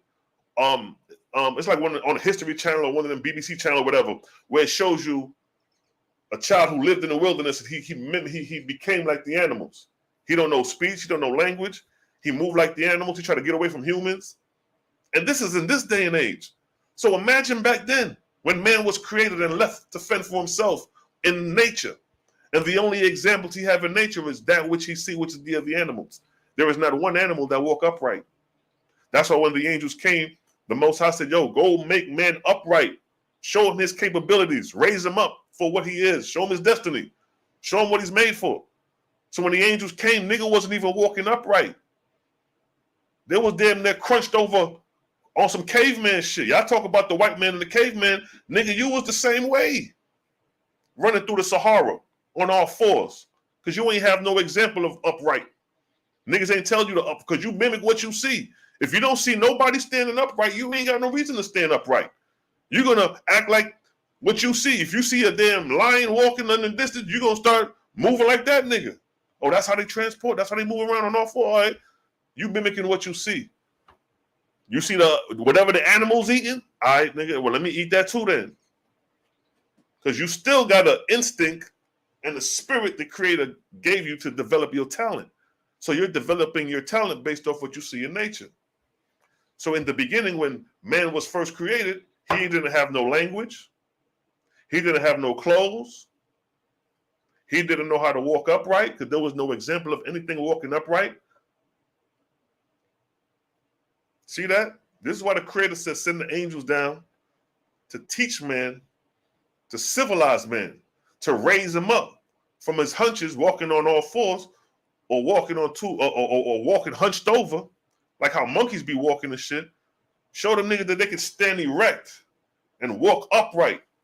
And then watch me show you that when man stood erect and started walking upright, the nigga started running. Like, oh shit, this some new shit right here. Nigga walking like, all right. He looking at the angel like, all right, I got you on this one, boy.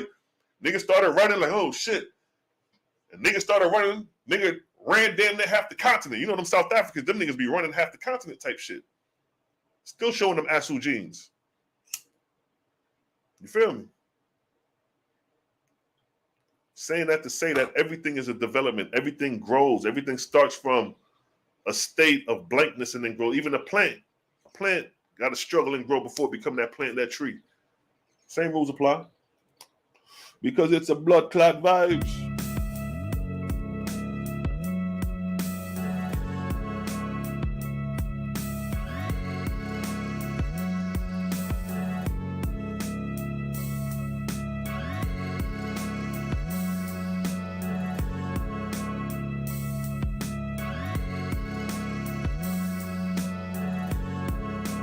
Right.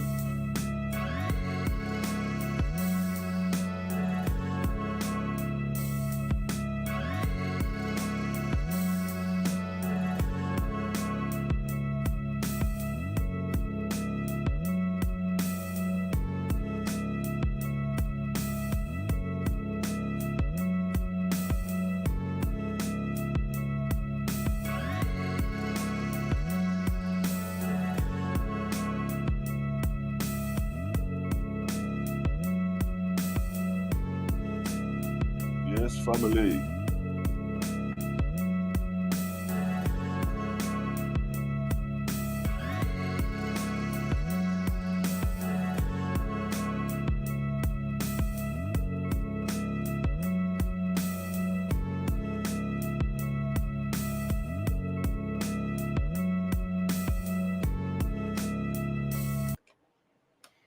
Yes, sir.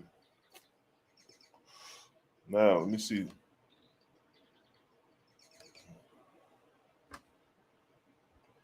Look at that word abracadabra. I ain't gonna lie, when I first got the Wasp and seen that shit, I was like, yo, I remember as a child hearing this word abracadabra on some, like, you know what I mean?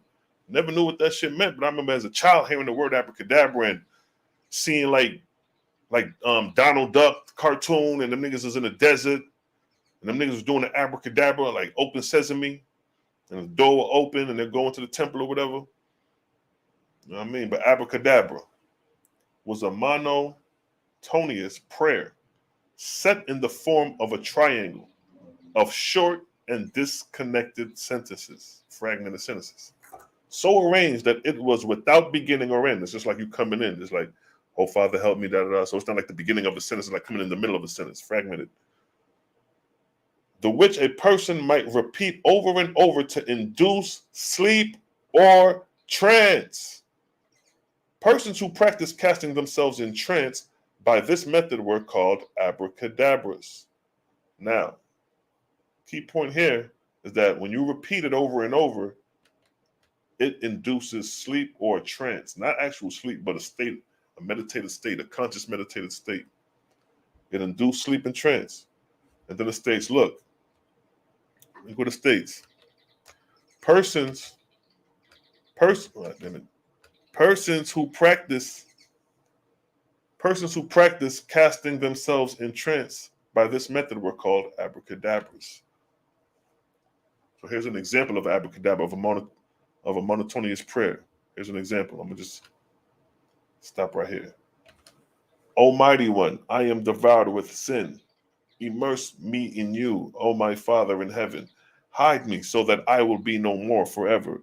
Death I covet, O All One, sweet world in pain, death and life, mighty Creator. So you just, it's like prayer. You just sending it out. And then when you keep on doing it, it's just like you get in the zone. It's just like rap music. Trap music, drill music, that's the trance. Get ready, we ready. You keep saying that in about 3 minutes of saying that, nigga, you in the club ready to tear some shit up. You done fell into a trance. So even abracadabra is practiced in the music. Cause especially like when the South came in, like when it was New York hip hop and West Coast hip hop, the lyrics were more complex. When the South got it, they simplified it and made it into chants. So like Little John, when he came, tear the club up.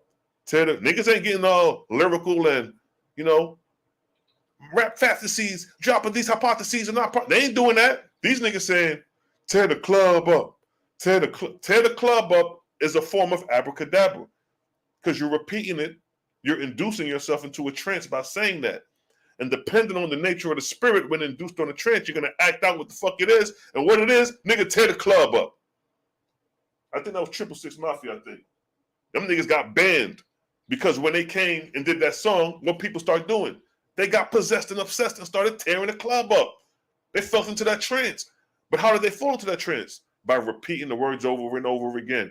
Tear the club up. Tear the club up.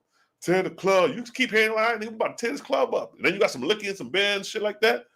So abracadabra is an example of what? Right here. Let me get it. The which a person might repeat over and over to induce sleep or trance. Persons who practice casting themselves in trance by this method were called abracadabra. Now, check this out. Because trance plays a part. When we go to the book of Acts,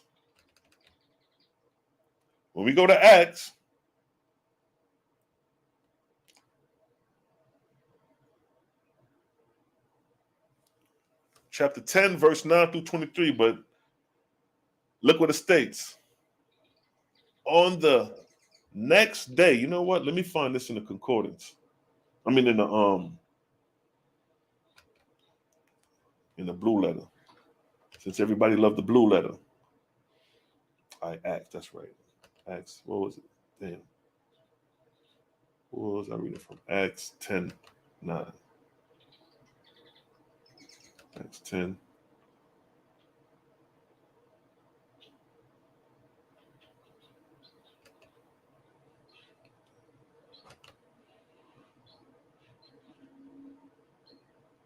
All right, look at this. Let's start from verse 9.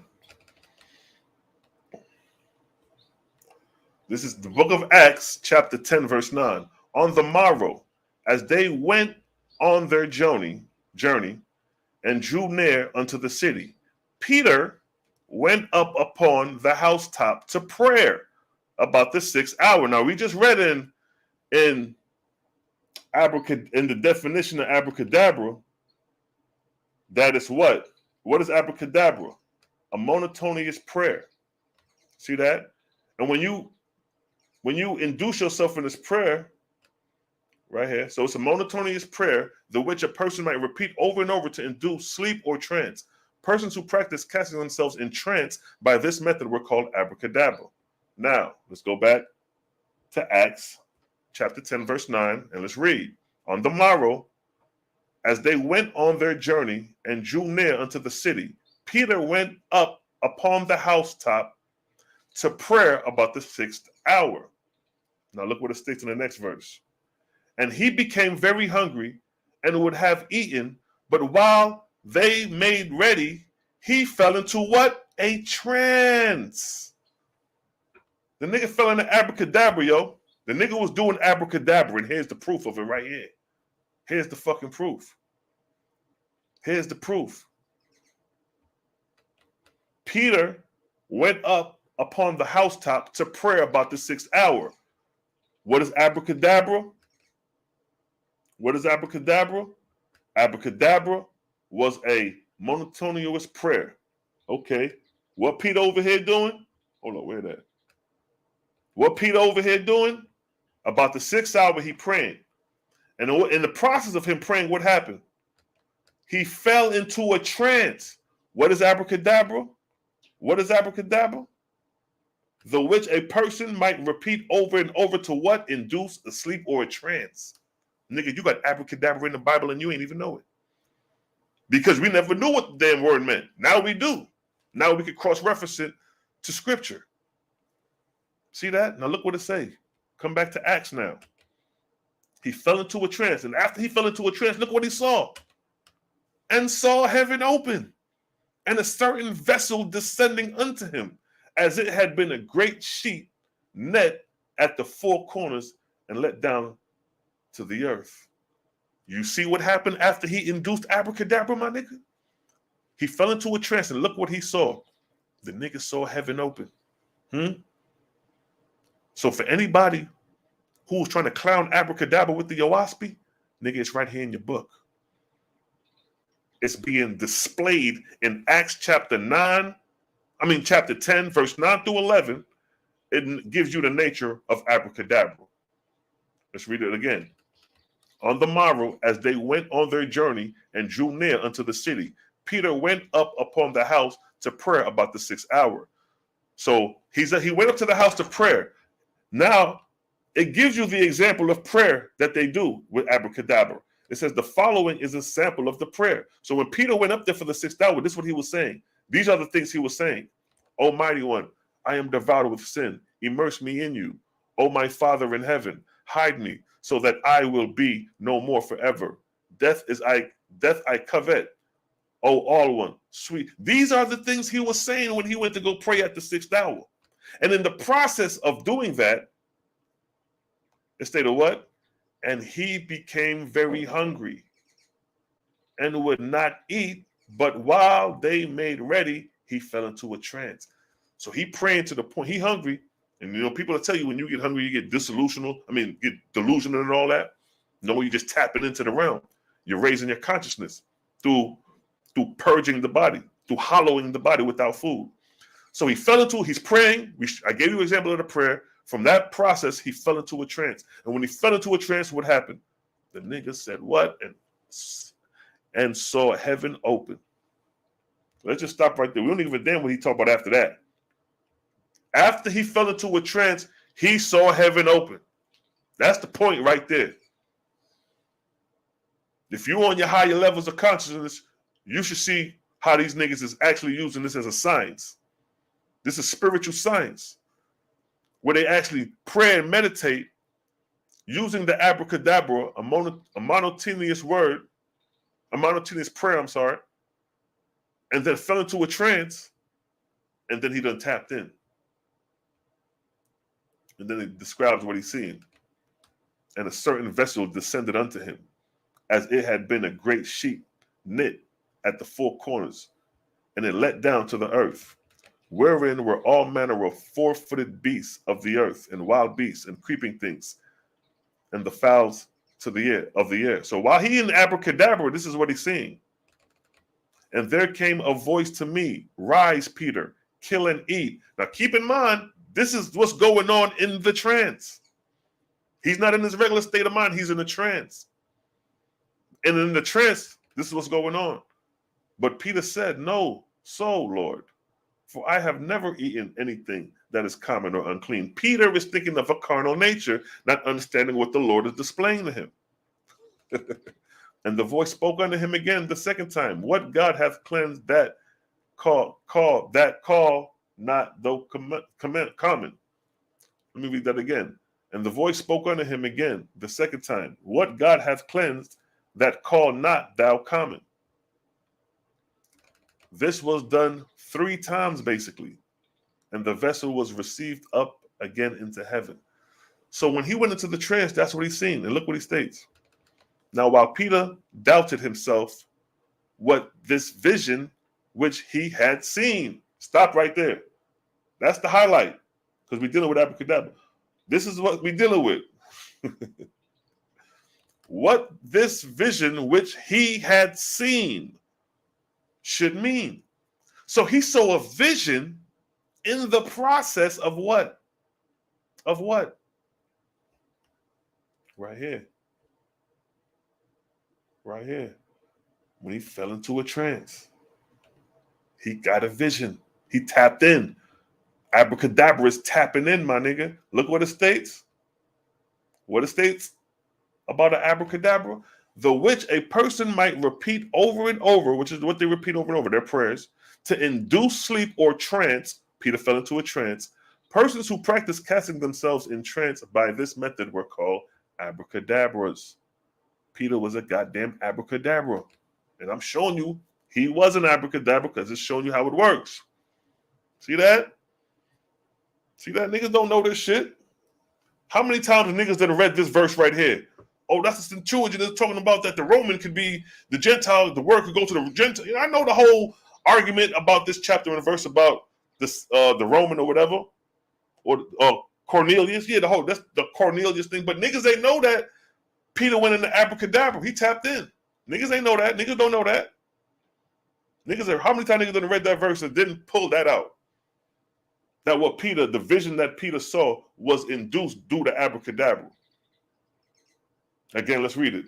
The which a person, Peter, like Peter, might repeat over and over to induce sleep or trance. Persons who practice casting themselves in trance by this method were called abracadabras. And that's what Peter did. Peter did what? Peter went up upon the mountain. Look, he went up. He went on an elevated level. He didn't do it on the ground level. You got to take notes and pay attention to these things. Peter went up upon the housetop to prayer. Why did he just go in the room and pray? Why did he just do it anywhere? He went in an elevated state. He rose. Remember, Yeshua ran up on the mountaintop plenty of times that evening. It's something about being above that you have to understand when you're trying to tap in. You don't tap in on the lower earthly plane. You got to ride. Go up on the mountaintop. Go up on the hilltop. That's where you tap in at. Because them drudges is heavy on the earth plane. Rise up. So Peter went up upon the housetop to pray about the 6th hour. And when he did that, what happened? He fell into a trance. When he fell into a trance, what happened? Heaven was open. And then after he did that, Peter said, what? What this vision which he had seen should mean. So he's seen some shit he don't even know how to comprehend. That's abracadabra, family, right there in the Bible. Then we got another example. Let's see. Acts 11:4. Acts 11. Let's go to Acts 11. Oh, yeah. It gets interesting. Acts 11.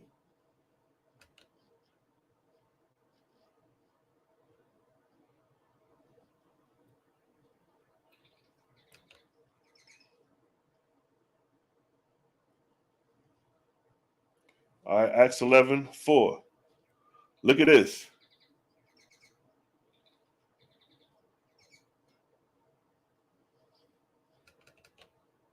Acts 4 and 5. Look what it states. But Peter rehearsed the matter from the beginning and expounded it by order unto them. So he's telling them niggas the vision. What happened? But look what he said in the next verse. He says, I was in the city of Joppa praying, and in what? A trance. I saw a vision. A certain vessel descend, as it had been a great sheet let down from heaven by 4 corners, and it came it came even to me. But look what he stated. He said, while he was praying, he what? He went into a trance and saw a vision. That's the key point right here, right there.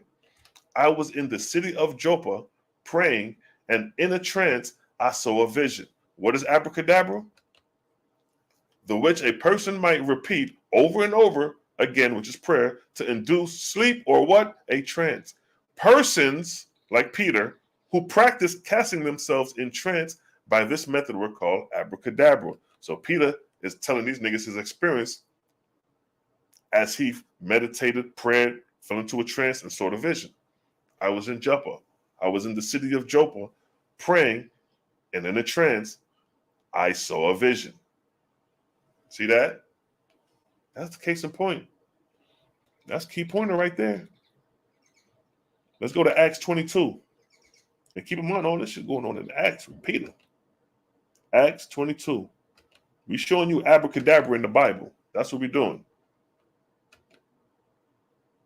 Acts 22:17. See what they talking about.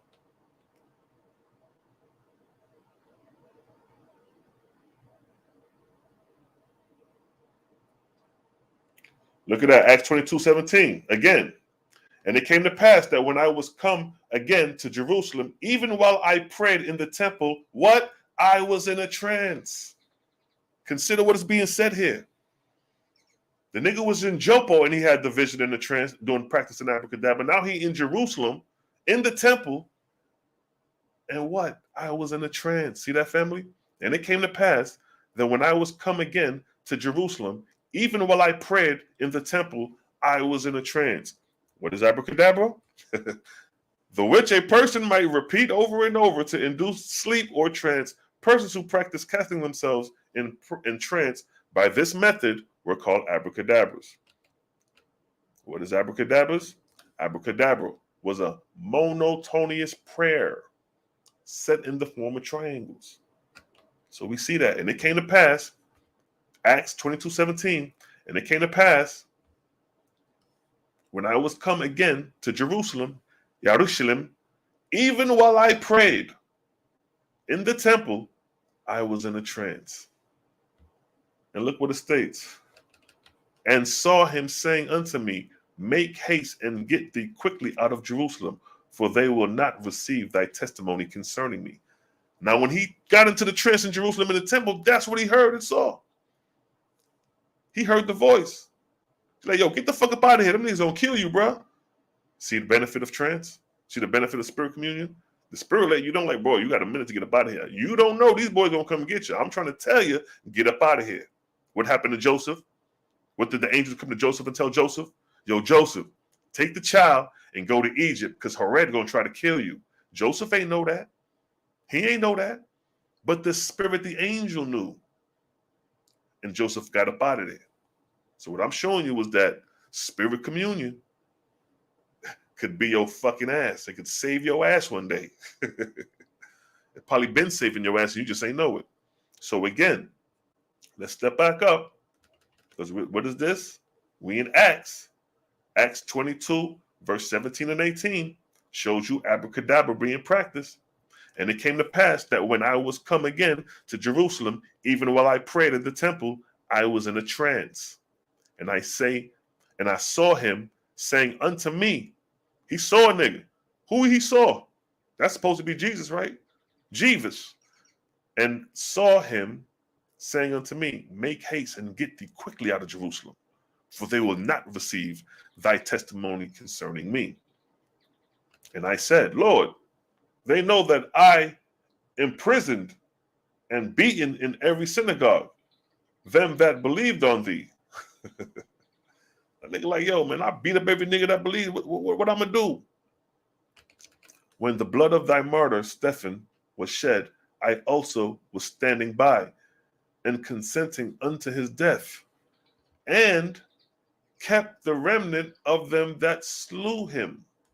So he guilty. Self-conviction again. You're going to deal with self-conviction. That's how you're going to be judged. Ain't nobody going to throw you in a lake of fire. You're going to be convicted with your own wrongdoings. So in this vision that Paul gets, he's seeing Jesus, he conversating with Jesus in this one. Give me a minute. He conversating with Jesus in this one. Let me get something to drink real quick, fam. Hold tight.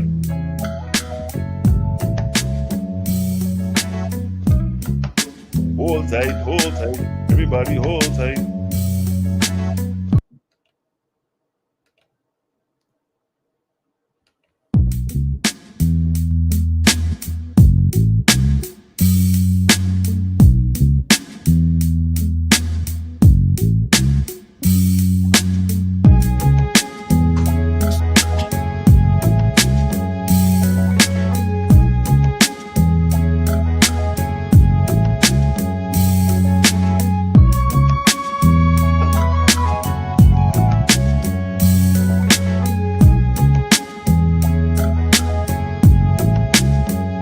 It's a blood clot fight.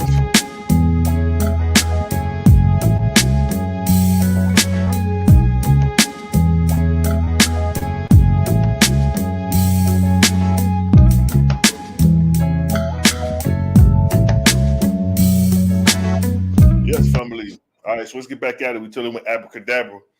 And just for the record, abracadabra is a Hebrew word. So I'm showing you the nature of it being used in the Bible based off the definition that Owaspi gives it. So abracadabra was a monotonous prayer set in the form of triangles. And then it states that a person who was doing this is called abracadabra, the which a person might repeat over and over again to induce sleep or trance. Persons who practice casting themselves in trance by this method were called abracadabra. And we just read a couple verses out the Bible where it shows the practice of abracadabra being done, because it's prayer induced into a trance, and we see in that. So let's see if we can get another verse. Let's go to Revelations. Let's see if we got a trance in Revelation chapter 1 verse. Actually, that is true. That is abracadabra. Revelations chapter 1 verse what? Verse 10 and 3. Let's get it.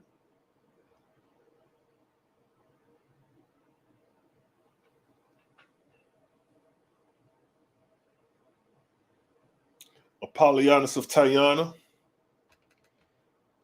It says, I was in the spirit on the Lord's day and heard behind me a great voice as of a trumpet. So I guess they just trying to show that he was already tapped in. I was looking actually for the word trance in the definition. But John was definitely in the abracadabra when he seen his vision. This nigga was taken up in the spirit and all that. You know what I mean? So basically, abracadabra is basically when you prayer, fall into a trance, and then you tap in.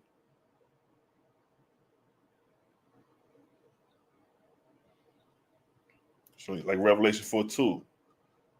He says, immediately I was in spirit. He must have fell into that trance and tapped in. He carried me away in spirit into a wilderness. He's tapped in.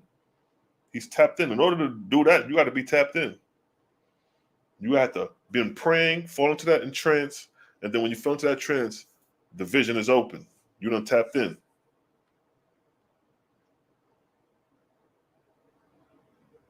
Uh-oh. What we got here?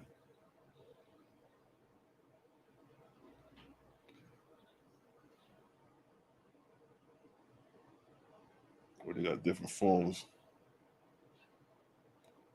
It's interesting, though. Real interesting when it comes to this abracadabra. I just had to touch on that for a hot second and show the nature of abracadabra in the Owaspi. You can find that in the Bible as far as the practice or how it works, from prayer to trance to tapping in and seeing that which resides in the spiritual world. And it's just the Owaspi example of abracadabra, one long monotonous prayer. I'm giving you an example. What did it say? When the prayer Abracadabra was given to a man, it was from mouth to ear and never written. Look at that. That's oral tradition. The receiver was told that on learning it, he should forever keep it a secret and only reveal it to one person just before his death. See that? The niggas would have had to learn the prayer. If they, back in them days, you follow, everything was instructions. You just ain't do what the hell you want to do. You got to learn everything. He was told also that it had power to induce the trance state in himself. See that?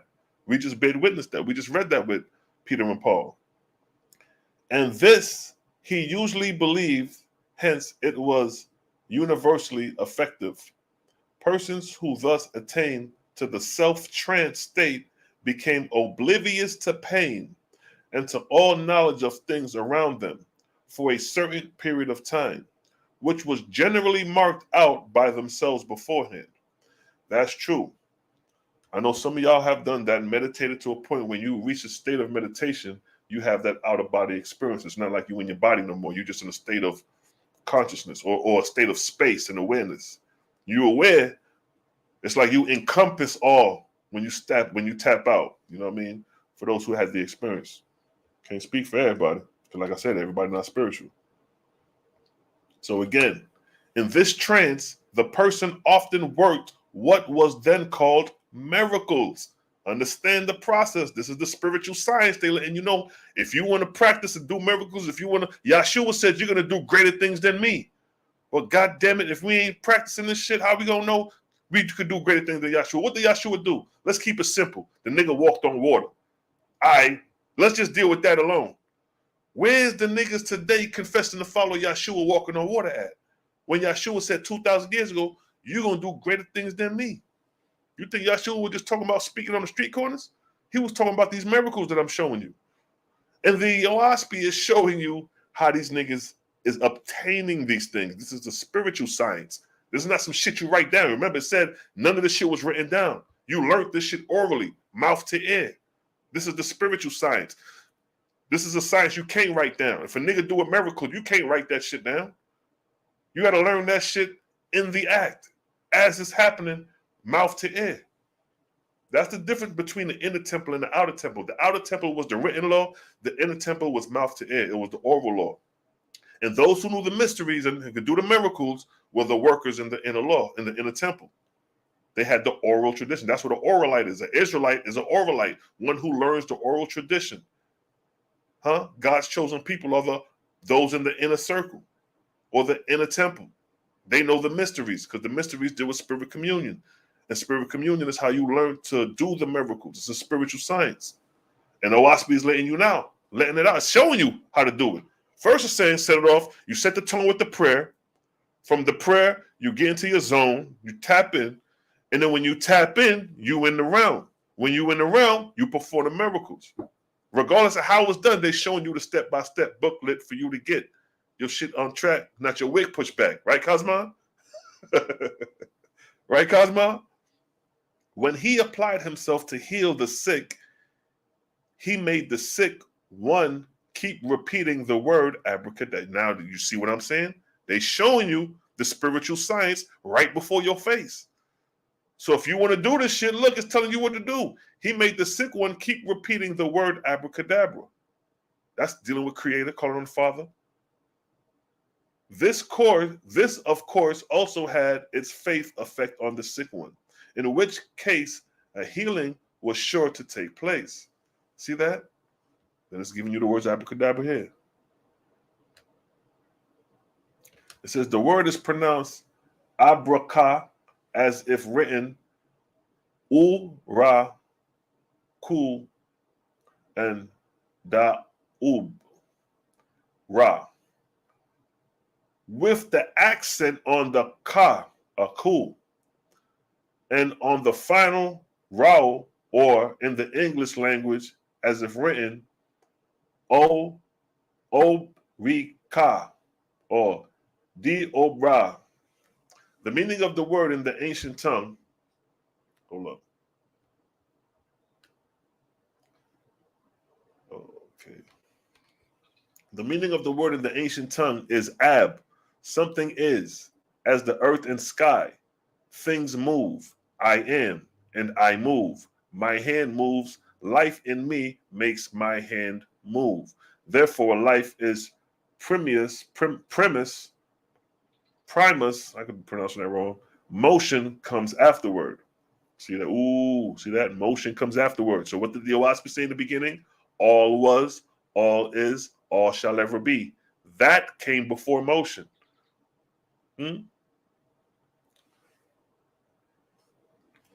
says, things move, I am, and I move. My hand moves. Life in me makes my hand move.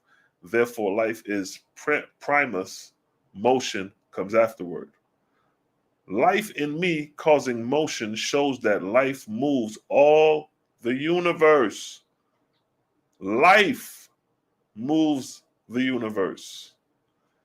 It is the I am, self-existent. Huh? Everywhere. Wait a second. What does it say? We describing creator here. It is the I am, self-existent everywhere. What did the Owaspis say?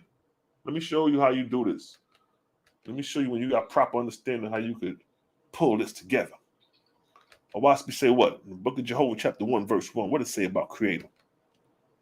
What does it say about creator? What does it say right here, Jehovah? I know niggas hate that, but it is what it is. What did Jehovah say? All was, all is, all ever shall be. That first line. That's life in itself. It says what? All spoke and motion was, is, and ever shall be, and being positive was called he and him. The all motion was his speech. So we're not talking about a man when we say he and him over here.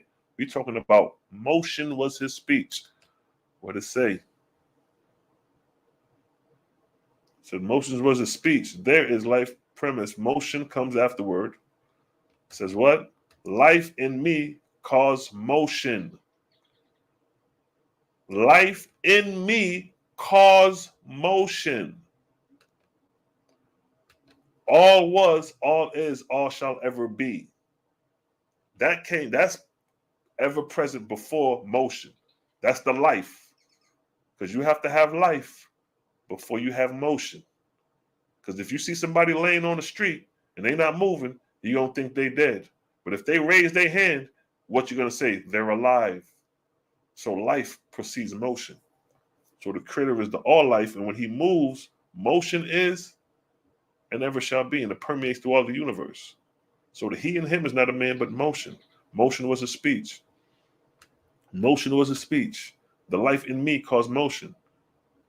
And what? Shows that life moves all the universe. What did the Owaspis say? All spoke, and motion was, and is, and ever shall be. Being positive was called he and him. The all motion was a speech. That permeates throughout the whole universe. See that? And then what it states? It is the I am, self-existent everywhere. What the Owaspis say in the next line?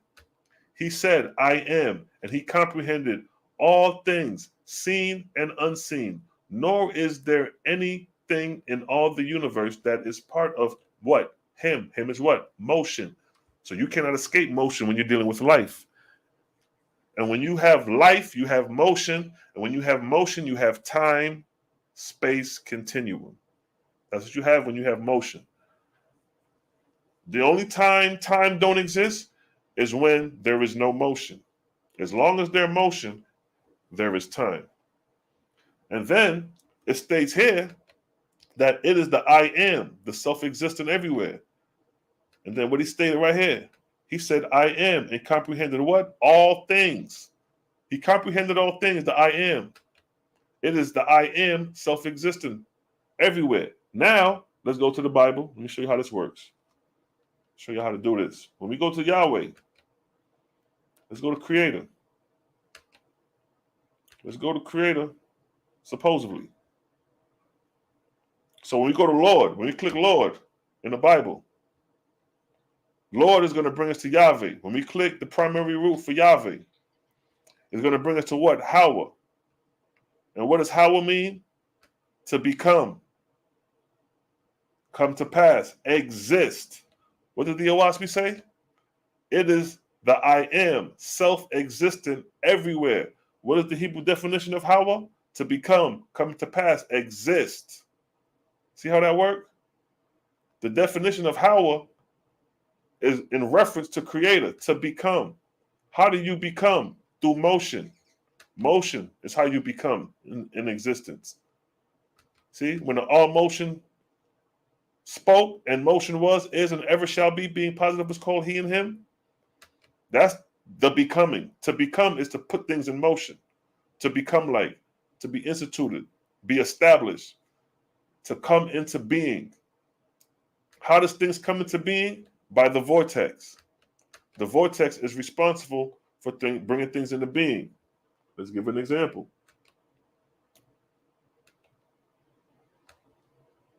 We're showing you how to use your Strong's Concordance properly when defining the definition and creator.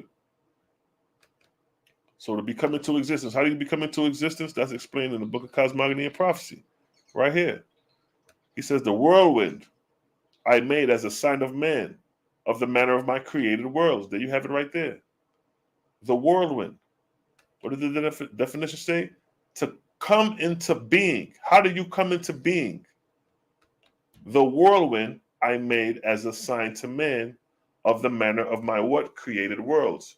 Worlds are created. They come into being by vortexian energy. So the Owaspy is expounding on the definition of Hava, Yahuwah, as being an example of coming into existence, to become, to self-exist, the self-existent one. As in Abracadabra, it is the I am, self-existing everywhere, as in the definition of the creator. All motion spoke, motion is, was, and is ever shall be, being positive is called he and him. The all motion was a speech. And then he said, I am, and comprehended all things seen and unseen. Nor is there anything in the universe that is not part of motion. See that? So even in the Hebrew definition of Hawa, we've shown you how the definition of Hawa to become in a being is actually we've shown you the function of it in the Owaspy. How does things come into being? By the sign of the whirlwind. The whirlwind I made as a sign of man of the manner of my created worlds. And then what's the states? It gives you an example. As you see the power of the whirlwind gathering up dust of the earth and driving it together, know that likewise I bring together the Jaya, the Aja, and the nebula in the firmament of heaven. By the power of the whirlwind, I created the corporeal sun, moon, and stars. Let's stop right there. Let's stop right there. By the power of the whirlwind, I created the sun, moon, and stars. So there you go, right here. When you read the definition of Yahweh, to come into being, the way you come into being is what? By the power of the whirlwind, I created the corporeal sun, moon, and stars. So Owaspy is giving you the science and nature of the creator, while the Strong's Concordance is just giving you the basis and the definition without elaborating on the function of creator. You dig? Backdrop. But give me an explosion and shit. So now it is the I am, coming back to the definition with Abracadabra, it is the I am self-existent everywhere. It states what? We now have corpor, motion, and life, 3 in 1. This is the foundation of the problem, and it's called Ab-Ra, 3 in 1. So now, things move two ways, to life and from life. One is creating and coming together, and the other is going away from, as destruction or death. This is Ra, the second part of the problem. So now, what it's talking about here is not talking about good and evil. It's talking about the nature of the creator to create and to dissipate things in creation. As an example of that, so you don't get confused with thinking about of a spooky God, because over here we don't deal with the spookism. We don't deal with the spookism. We show actual facts and science. So here's an example of creator in its creative mode. This is the creator in its creative mode, as you see.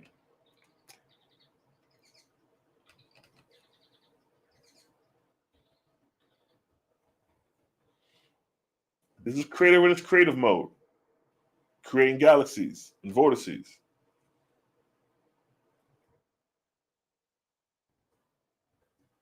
This is creator in its destructive mode, See that? When hurricanes come, it's the destroyer. It brings destruction. It brings death. See that? The creator is not favored of no one. This is the creator in nature. No man can withstand these elements. This is the creator being the destroyer, and this is the creator being the creator. And what did the verse say? Things move two ways, to life and from life. One is creating and coming together, which is this.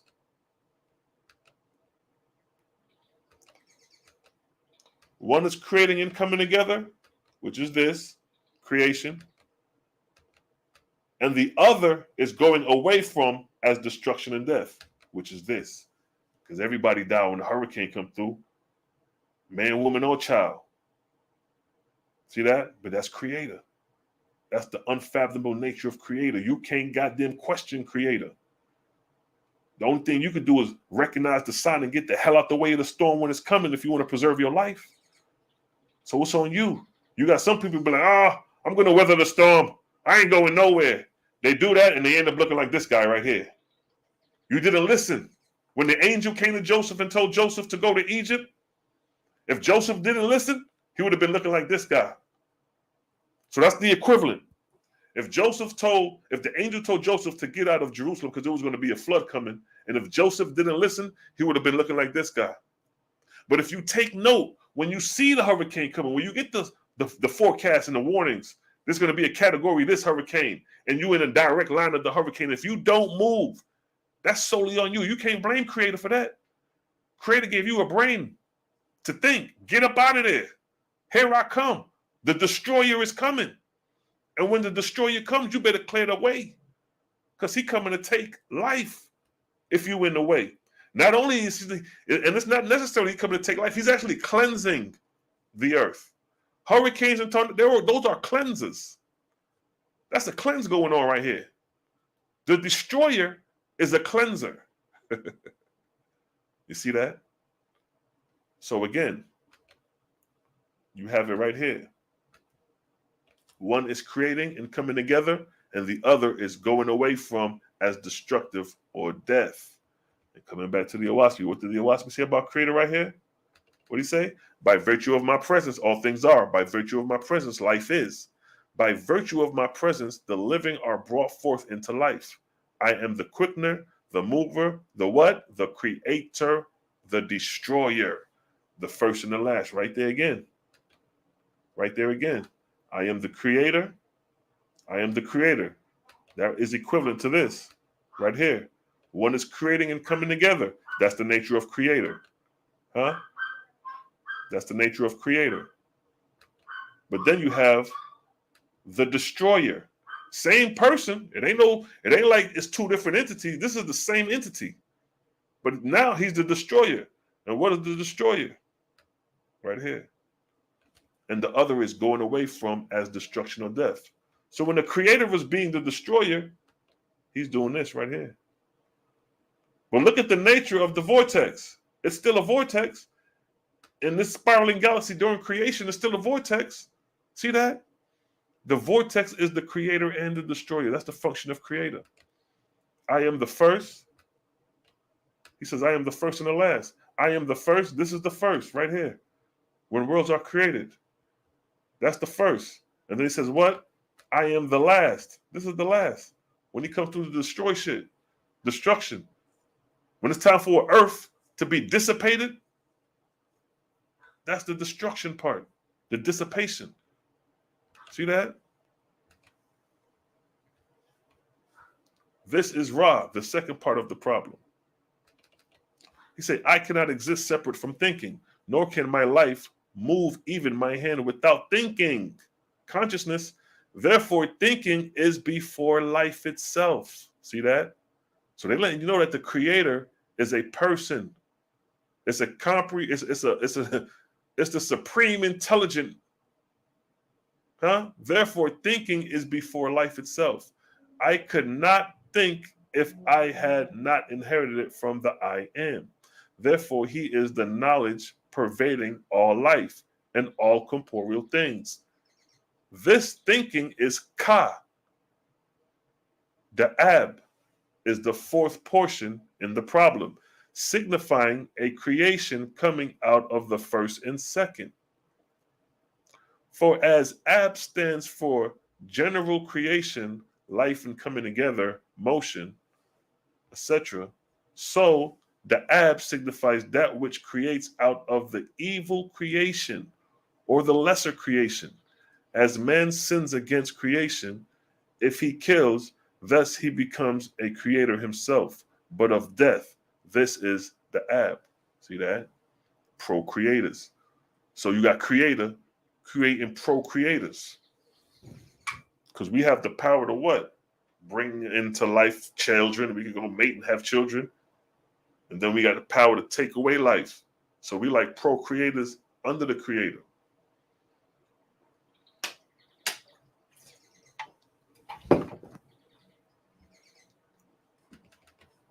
The fifth part of the problem, which is evil in the crossing conditions of earth.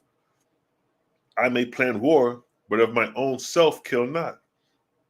But my soldiers do the killing. Uh-oh. Who that sound like? Who that sound like right there? Watch this.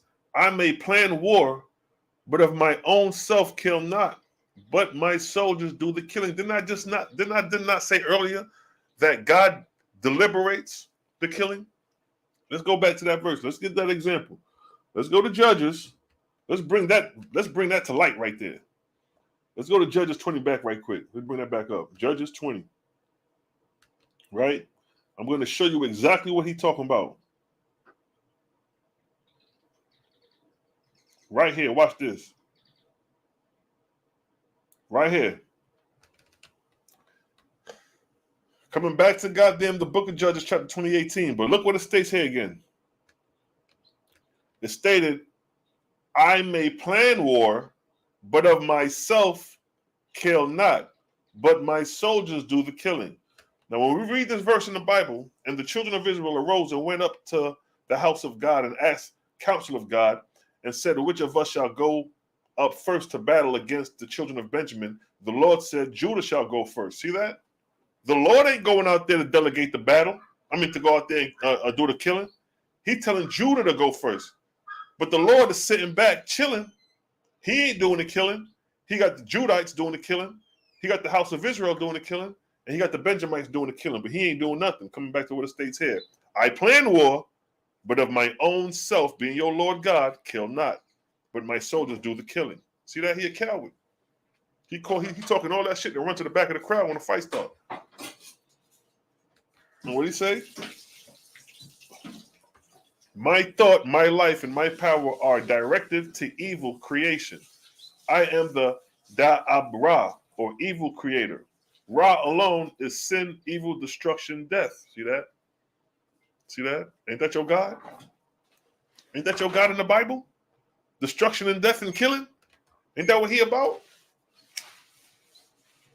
See that? See how this works? But he who stands behind as the invented mind is the creator of sin and the Da'abra. At least such was the doctrine of the ancients. They held that the word was the digest of all things into 5 simple problems. Moreover, they taught that to repeat the word over and over put man in conjunction with the I am and the all holiness. See that? But there is also a tablet called Abracadabra. And that's something else that goes into the other definitions and words in the Owaspi.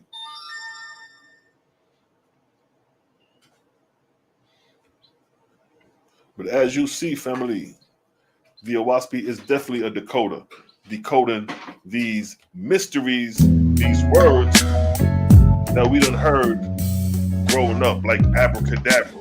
Every nigga done heard that shit coming up. You know what I mean? Now we have the definition, the meaning, and the purpose behind the word.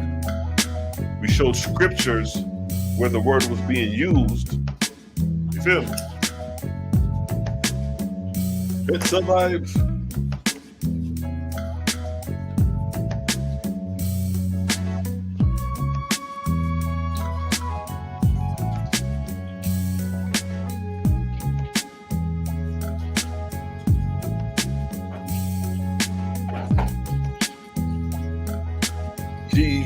creator, gang, all day, every day. The creator is undefeated. That's right. Creator undefeated, yo.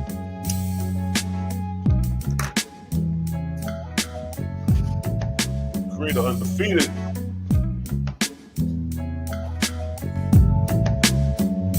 It's a vibes.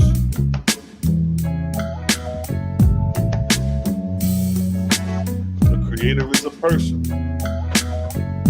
In order for us to be a person, the creator is a person, but he's not a person like a man. The creator expressed personality through creation. Every creation has a personality.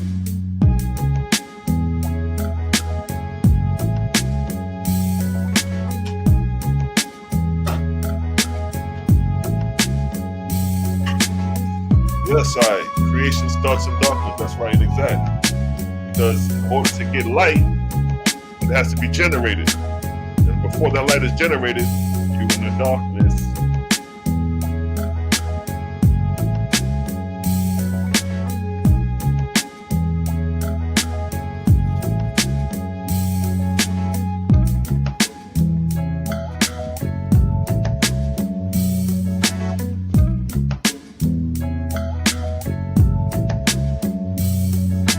Been on your whole workout. Kila in the building.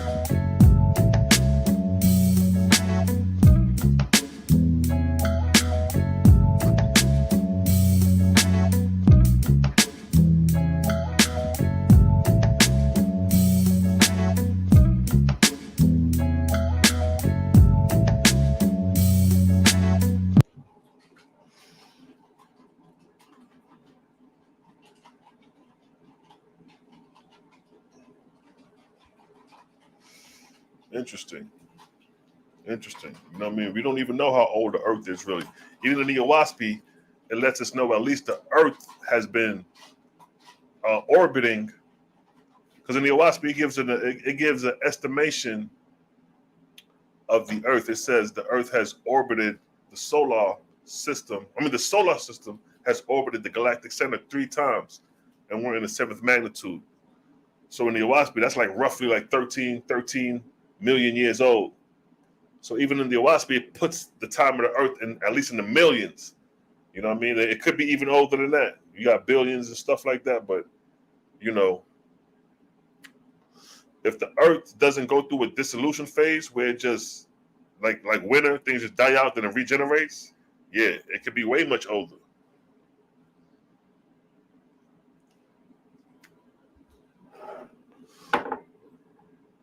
It could be way much older. But then you would have to consider the geography. You have to consider vegetation. You know what I mean? Like vegetation on this planet has a time limit.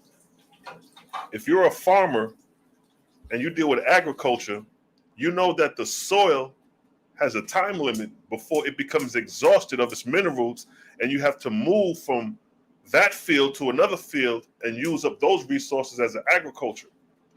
So the ecosystem is its own natural agriculture. It's going to come a time where the resources and the soil is going to exhaust itself and the land is going to become barren, where nothing can generate on that part of the land. So for example, if you pull up a picture of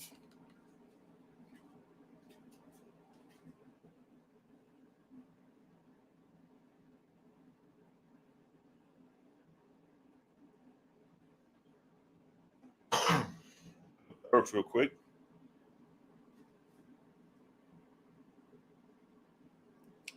Let me put it up.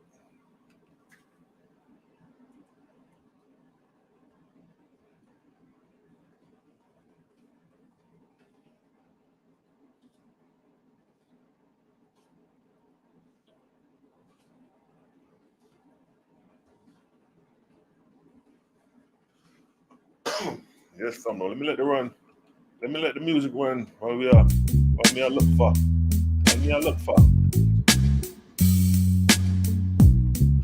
While me I look for what me I look for.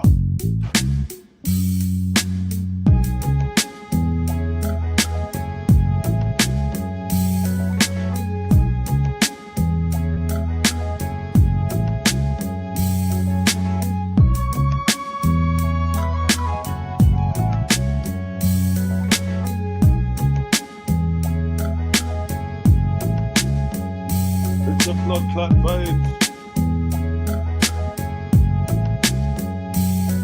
Right, the condition of the earth, they never consider it. Right. And see, this is why it's important to study vegetation. Because when you look at the vegetation of the earth, for example, you look at the geography. Now look at this map right here. Let me see if I can pull this map up. Oh, it's a video. I don't want to see no video. I just want to see a picture.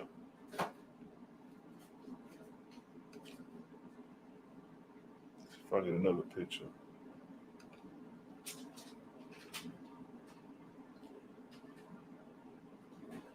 I want to get a good picture where it's just showing. All right.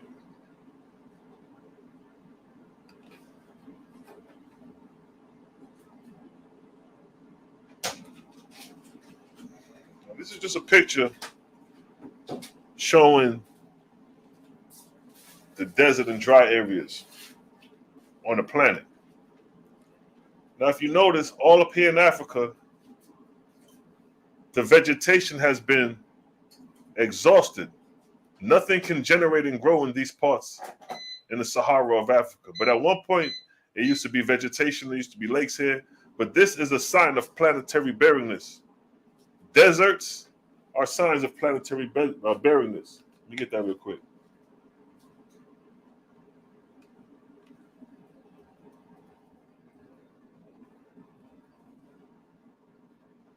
See that? Oh shit, I put deserts. Desert. These are signs of planetary barrenness. See that? Put a Sahara Desert. Because the Sahara Desert used to be a Sahara Lake. There used to be vegetation there.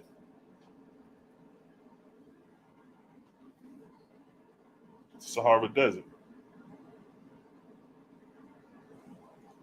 So all this would be bearing. You can't grow nothing out here. So it's going to come a point where this is going to spread throughout the whole land because vegetation has a time period. It has a limit before the resources become exhausted.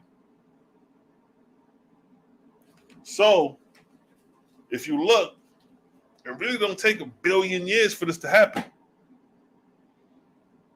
They say the Sahara Lake was a lake over 10, 15,000 years ago. And look how recent that is. But look how devastating of a desert it is today. This is about what? Let's roughly say 30% of Africa is a desert. Then you got South Africa starting to kick up the desert in the south. And it's going to evade and spread throughout the whole country, where the whole country is going to become a barren wasteland. And that's how the whole planet is going to have. Look at Australia. Australia is out of here.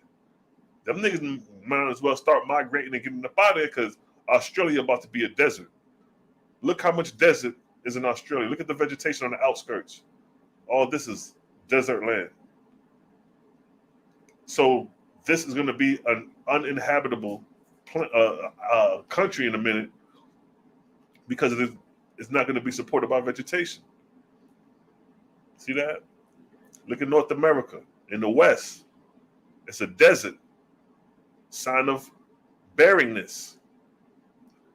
You see the greenery, is still some greenery here, but it's going to come a point where this greenery is going to become exhausted of its resources. So what I'm saying is that it don't take millions and millions and billions of years for this to happen, for the earth to become a barren waste. It's seasons and cycles that the earth goes through. That could be million and even billions of years old, but it's not one consistent continuum of living. It's just like the 4 seasons. You just, fruit trees don't grow all throughout the year. It comes a point where the tree cease to grow its fruits, and the tree grows into a state of barrenness.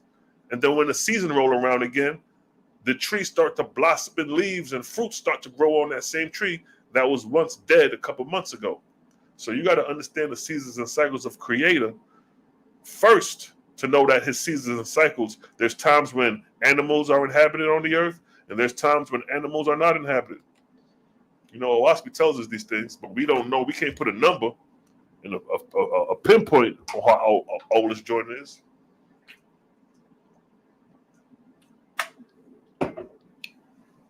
We definitely know it's older than 6 to 12,000 years. We know that for a fact. We know it's older than that.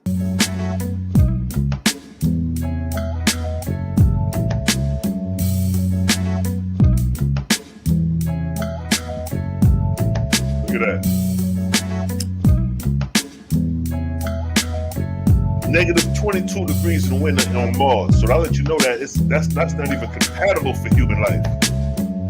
So Mars will definitely be in the third age, the age of barrenness. Because when nothing can generate and grow on the planet, you know what I mean? You may even end up with colder climates and conditions.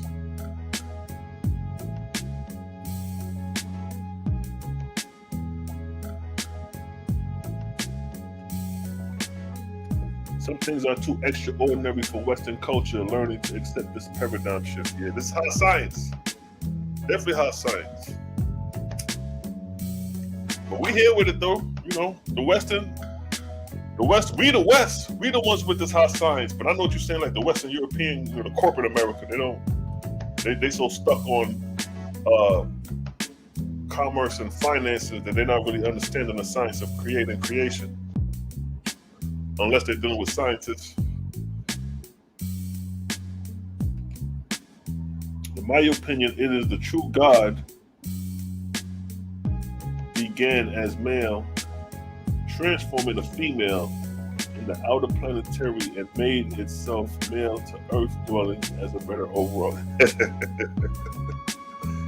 Word, I hear you, King. I hear you. Speak your mind.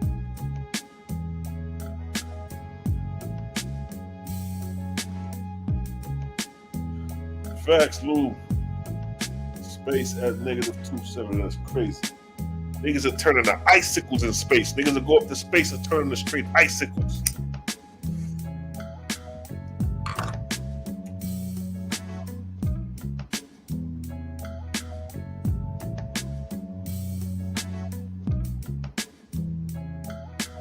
Yeah, yo. Facts. Facts.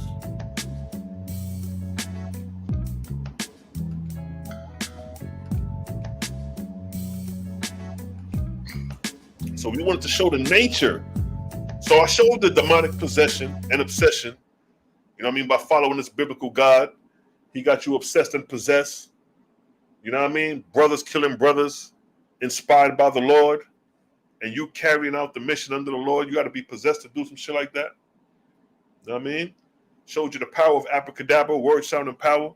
Niggas tapping in, going into deep trances, getting visions from the spirit world. Demonstrated that in the scriptures.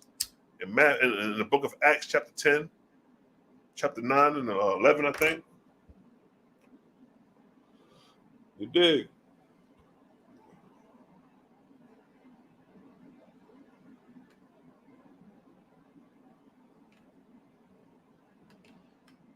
Say what? Most people suffer because they believe in things they're not aware of. Yeah, man. People got to get out of belief. There's some things that can be proven.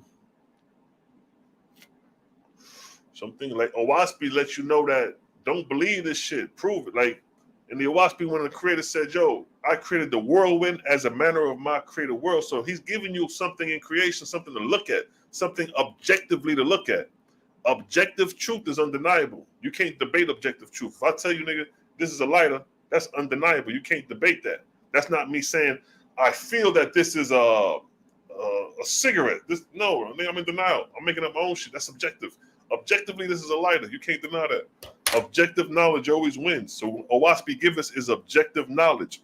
It shows us that creator is objective in creation, but then it's showing you how these objective objects was created. That's why we're going to always win with the Owaspy, because it has one universal system and order of how creation is done. So you ain't gonna never find a nigga trying to explain creation 4 or 5 different type of ways. You get one of these niggas who read the Bible and talk about the 6-7 day creation, they're gonna give you a million different paths of how that shit took place. See, the waters divided the waters because blah blah blah blah blah. You ask another nigga, he don't give you another answer. If you ask anybody who read the Owaspy, if you ask anybody from Creator Gang, how things are created, the first thing everybody in the group gonna say, the vortex. The creator starts with a vortex. You could ask anybody who study Owaspy, what is the first cause of creation? And they're going to tell you a vortex. You ain't going to get a different answer over here, a different answer. You're going to get one consistent answer. That's the beautiful thing about Creator. He's consistent. Creator is consistent. Ain't no contradictions when it comes to Creator. But the gods will tell you that the earth and the heavens was created in 7 days. Where it said, top of the lodge up yourself, yes? TNT in the building. Where it said, Trini?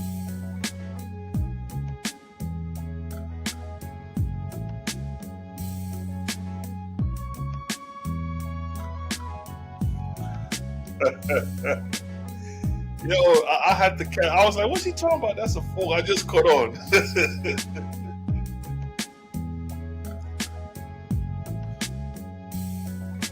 This ain't a lie to you. This a fork.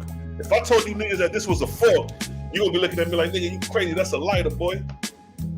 You can't deny objective knowledge, yo. Owaspy is objective.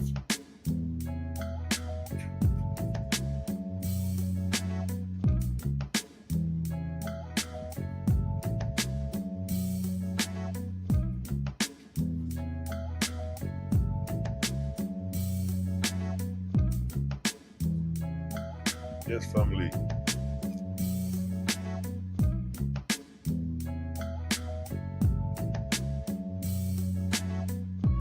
Yeah. You know what I mean? So we just showing the proving. You know what I mean?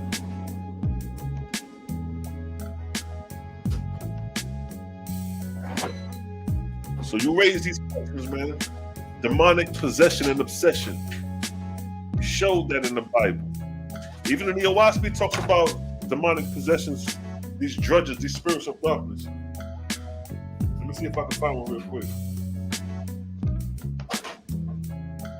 Well, shit, we can go where we was at in the Book of Judgment 32. It talks about them evil-ass spirits. Yo, the spirits in likeness of your God doing practicing evil.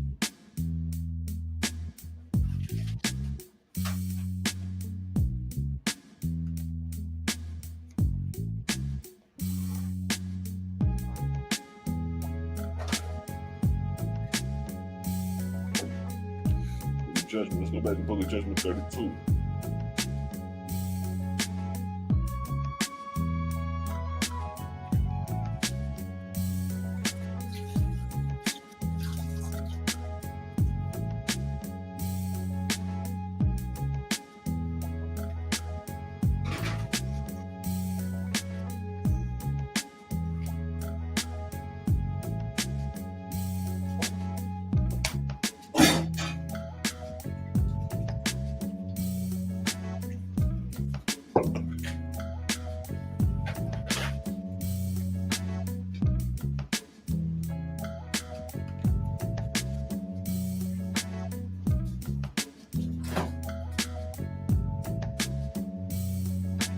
I'm gonna bust y'all head with this one. Watch this. You know I'm surgical with this bitch, Jake.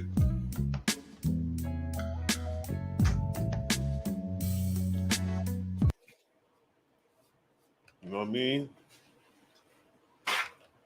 Owaspy can't hold up an inkling. The Bible can't hold up an inkling to this motherfucking Owaspy, yo. Watch this. Show you how diabolic uno goddamn be. Man, if I show you how diabolic uno them goddamn be.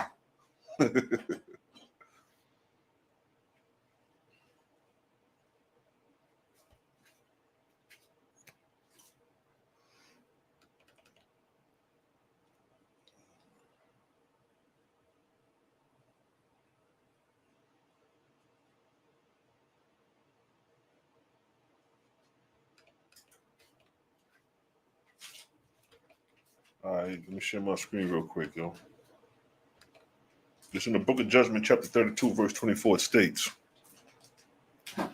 "Nor will I any more consider the prayers of any king, queen, or any other ruler, or any nation or people anywhere in the world who engage in war, offensive or defensive, or who aid or abet war in any way whatsoever."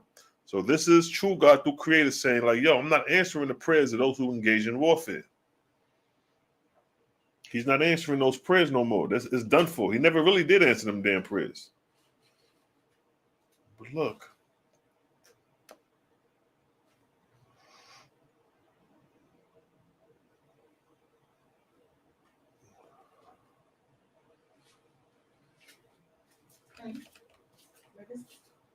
Appreciate you. You can leave right there. Judges 20:23. And the children of Israel went up and wept before the Lord on the evening in the council of the Lord. So they was praying more likely too. They was probably doing all type of abracadabras, falling in trance and all that type of shit, trying to tap into the Lord. When they finally tapped into abracadabra, tranced, and fell into the Lord's arms, they said, yo, what's up? Shall I go up against to battle against the children of Benjamin, my brother? So after they done tapped into abracadabra, they asking the Lord this. They in the trance asking him this. The Lord said, go up against them. So the Lord is engaging in warfare. Although they praying to the Lord for counsel on what to do in war, the Lord is telling them go up against them. So the Lord answered their prayer, and their prayers was answered with, go up against your brother. But in the Owaspi, it states, nor will I, who is I, creator, true God, son of Jehovah, any more consider the prayers of any king, queen, or any other ruler, or any nation of people, anywhere in the world who engage in war, offensive or defensive, or who aid or abet war in any way whatsoever. So Creator, through true God, is letting you know that he against war, while the Lord in the Bible is engaging in war. But I will abandon all such people, and my Lord shall abandon them, and my holy angel shall abandon them. Now look at that. Those who engage in war, the Most High, through the true God, is like, yo, we abandoning those. They're not listening, abandon them. Lead them to their own evil harvest. And look what it states here. And they shall be left as prey to their what? Own harvest of evil spirits, and to all men of drudges.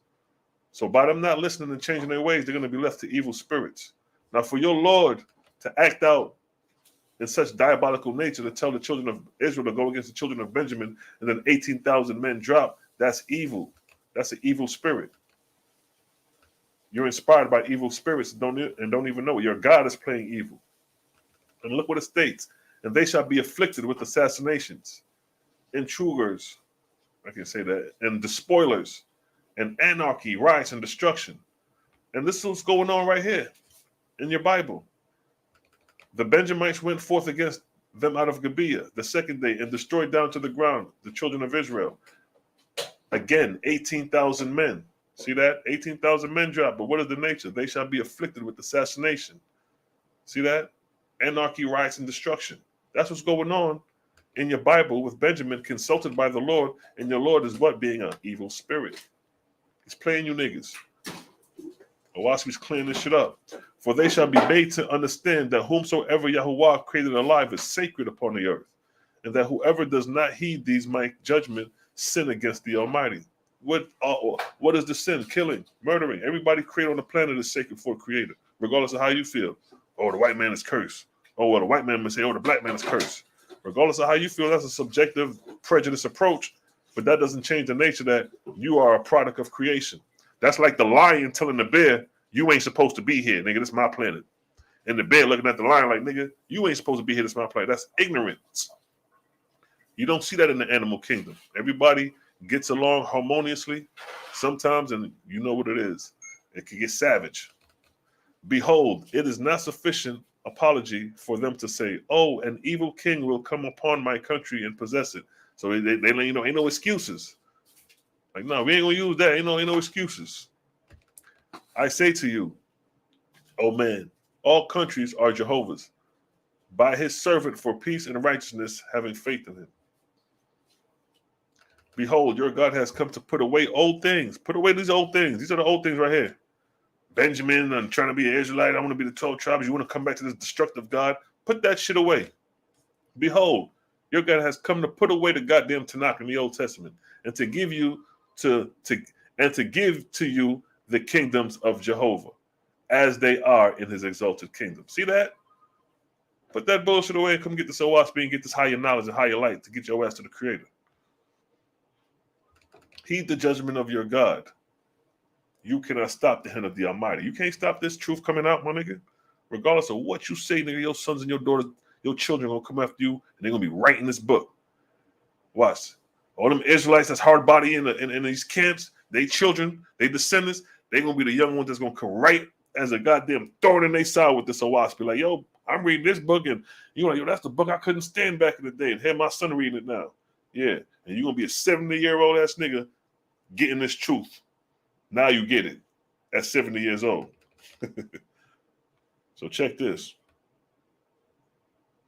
These angels take delight in evil instead of good.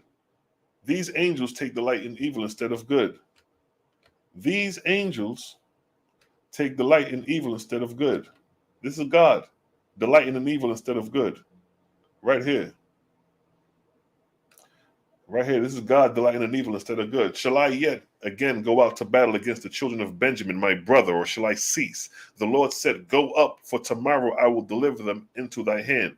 That is the Lord being what? These angels, these lords take delight in evil instead of good. Because he had an opportunity to what? What do you have an opportunity to do? Cease. The Lord could have said cease. But instead, what he do? He got them to delight in evil instead of good. Understand what the Owaski is trying to get you to comprehend and understand. That you have angels pretending to be righteous, but delight in evil instead of good. And disguising the evil as good. To sit here and say, to go slaughter a people and say, and you thinking that's righteous, disguising evil like good.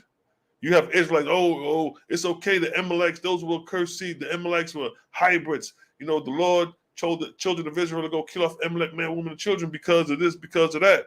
Delighting in evil instead of good, finding excuses to practice your evil over good. See that? Delighting in evil instead of good. And then look what it say. Sometimes they go about singly, and sometimes they go in gangs of hundreds of thousands. These are the gangs we got to combat. See that? You got the angels of light and you got the angels of darkness. These are the darkness. The angels that delight in evil, these are the gangbangers. These are the niggas that's running around creating harm in the community, fucking up the community. That's a different type of gang. Created gang is the ones who come in to clean shit up, clean up hell. Stop the violence. Put down your guns. Surrender your arms. That's created gang. But then you have another gang that's picking up the arms, robbing the innocent, threatening the elders. See that? How are you going to combat that in your community? You must face evil on your own account. Ain't the Owaski say that? In order to obtain the Godhead? You ain't hear me? You ain't hear me?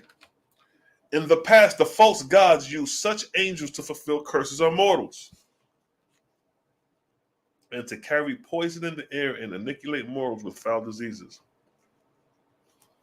You got angels running around here doing this shit, yo.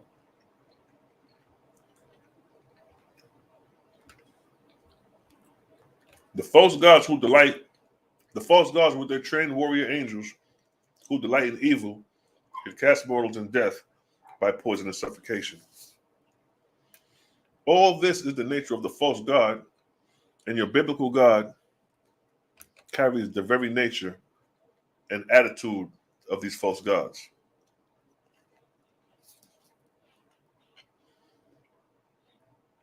He said, should I go up against Benjamin or should I cease? The Lord said, go up tomorrow. I will deliver them into thy hands. And what the Lord ended up doing, right here, where that? Right here. What the Lord do? And the Lord smote Benjamin before Israel. And the children of Israel destroyed Benjamin that day.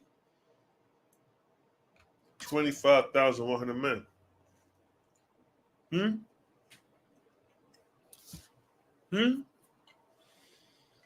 This the Lord we talking about.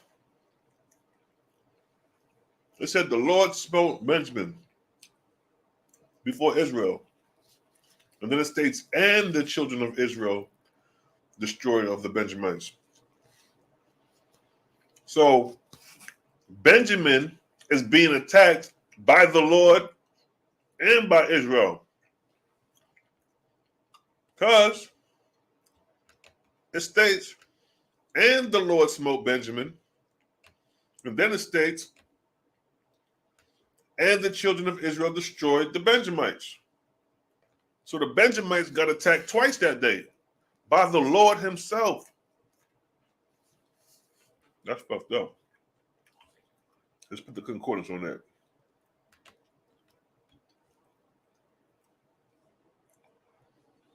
And the Lord smote. Let's see what the Hebrew word for smote is. It's a primitive root, nagath,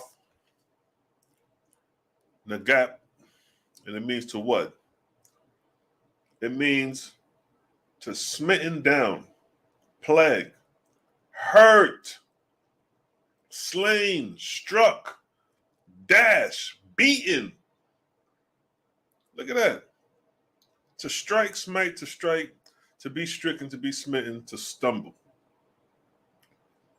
Plague, slay, smite, strike, stumble. This is what the Lord is doing to Benjamin. The Lord is smiting Benjamin, plaguing Benjamin, hurting Benjamin, beating Benjamin. This is what the Lord doing. This is supposed to be the Most High. He's supposed to be that's supposed to be his chosen. I had Israelites say the dumb shit. Well, you discipline it's like disciplining your son. Nah, nigga. Ain't none of you niggas killing your goddamn children by the thousands and shit. You know exactly what we talking about. The Lord smote Benjamin. He's treating Benjamin. Why he ain't smoting Esau?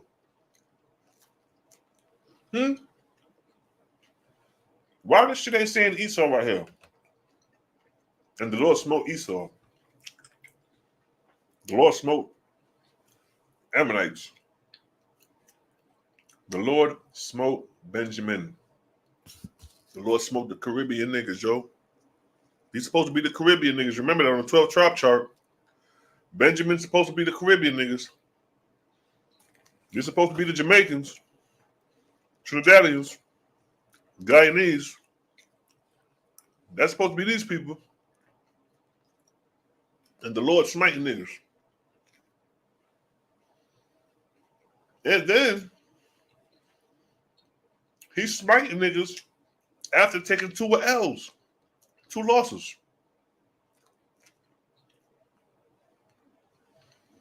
Israel took an ass whooping so bad that the Lord himself had to come down and do physical battle with these niggas. He said, damn, nigga, 18,000 of y'all niggas died? And damn, another 27,000? Man, come on, man. Let me come down there and handle these niggas myself, because obviously y'all niggas don't know how to war. Then the God of war himself came down. The Israelites like to say the God they follow was a God of war. Well, your God of war came down and slew your own brother. You think the God of war won't come down on your head too, nigga? All these Israelite camps, you think your God won't come down and smote your ass the same way he did Benjamin? You niggas following the false God, yo. And we're going to keep exposing the fact that they following their false ass gods. You feel me? Give me a 1 in the chat if you're getting this in the skin. You know how we do.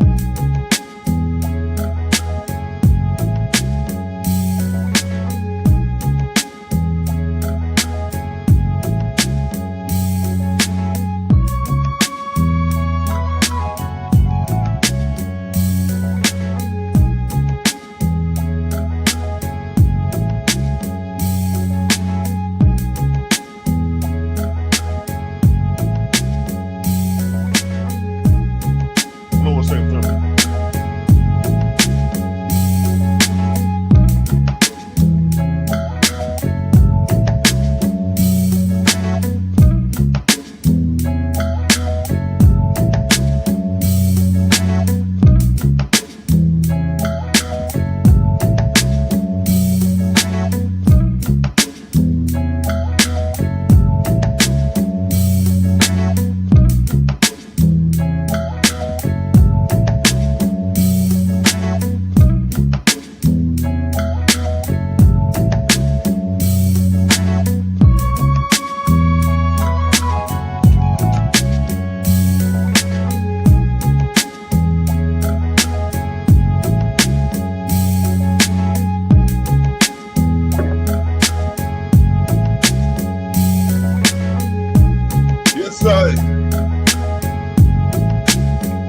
It's the vibes.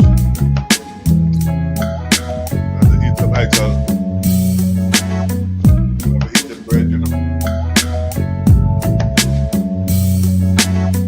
See the fam, see the ones coming in. We give a commercial break, you know what time it is. Bitter Sweet Herbals. What it tastes is bitter, but the results are sweet. BittersweetHerbals.com.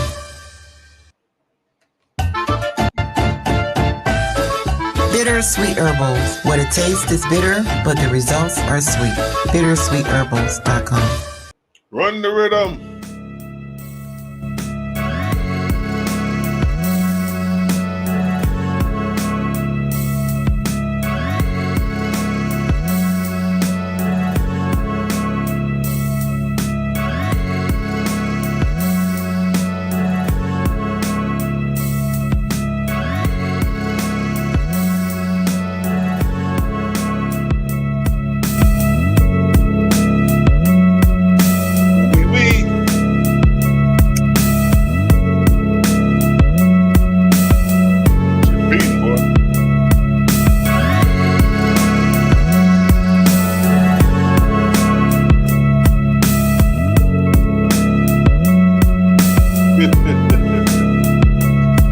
Yes, and I heard that plenty of times right there.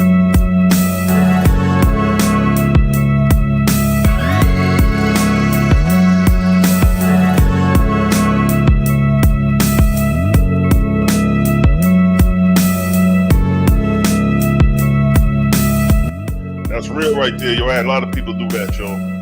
That's many people come back around and was like, yo, I couldn't, at the time. You know what I mean? That's part of the growth though.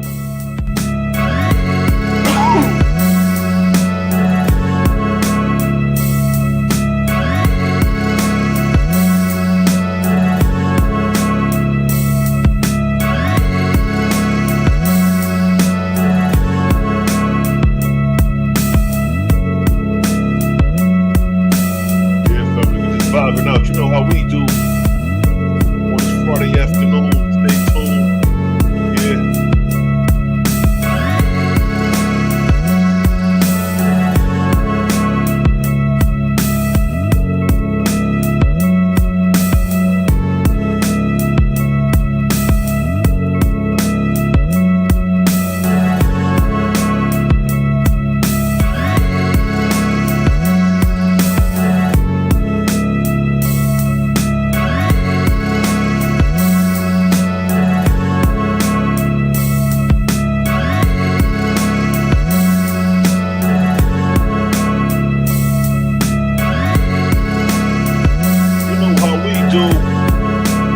Recreational time.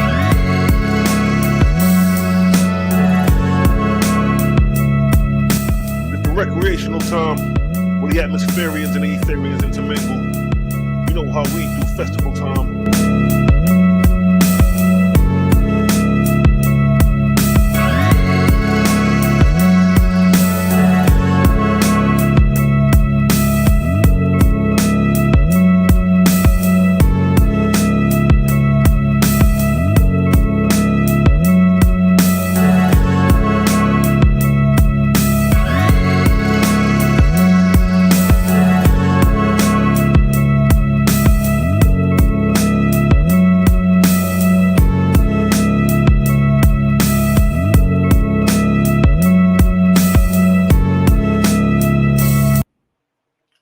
You know what I mean? Big vibes are going. You know what I mean? Big vibes are going. Run the rhythm.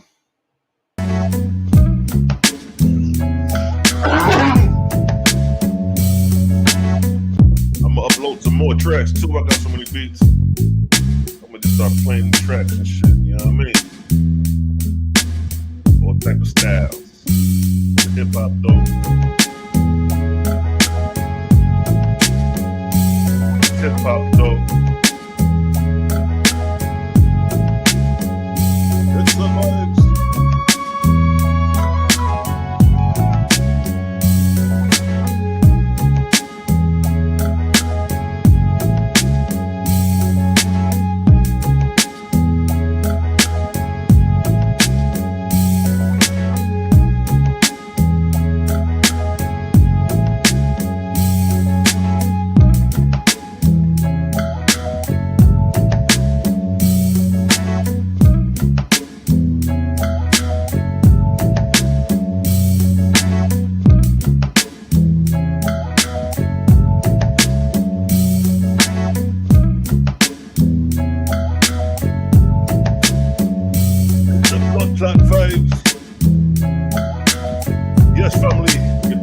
So gotta make it pretty real quick. You know what I mean? You know how we do. We're gonna go ahead and ride this thing and sound it off. But as you see, today's topic was demonic possession and obsession, abracadabra, word, sound, and power. And I showed and proved basically chapter and verse from the Bible, from the Owaspi, pinpointing these things, demonstrating these things. And until next time, I may come back on later tonight. Damn, it's only 4:30. Damn, I feel like it's late. I may come back on later, see what's up. You know what I mean? Get some spooky hour in. But you know how we do. We're going to sign it out. Sila Shalom. And we're going to close it out. Peace to the righteous gods and Naravinian goddesses. Salute.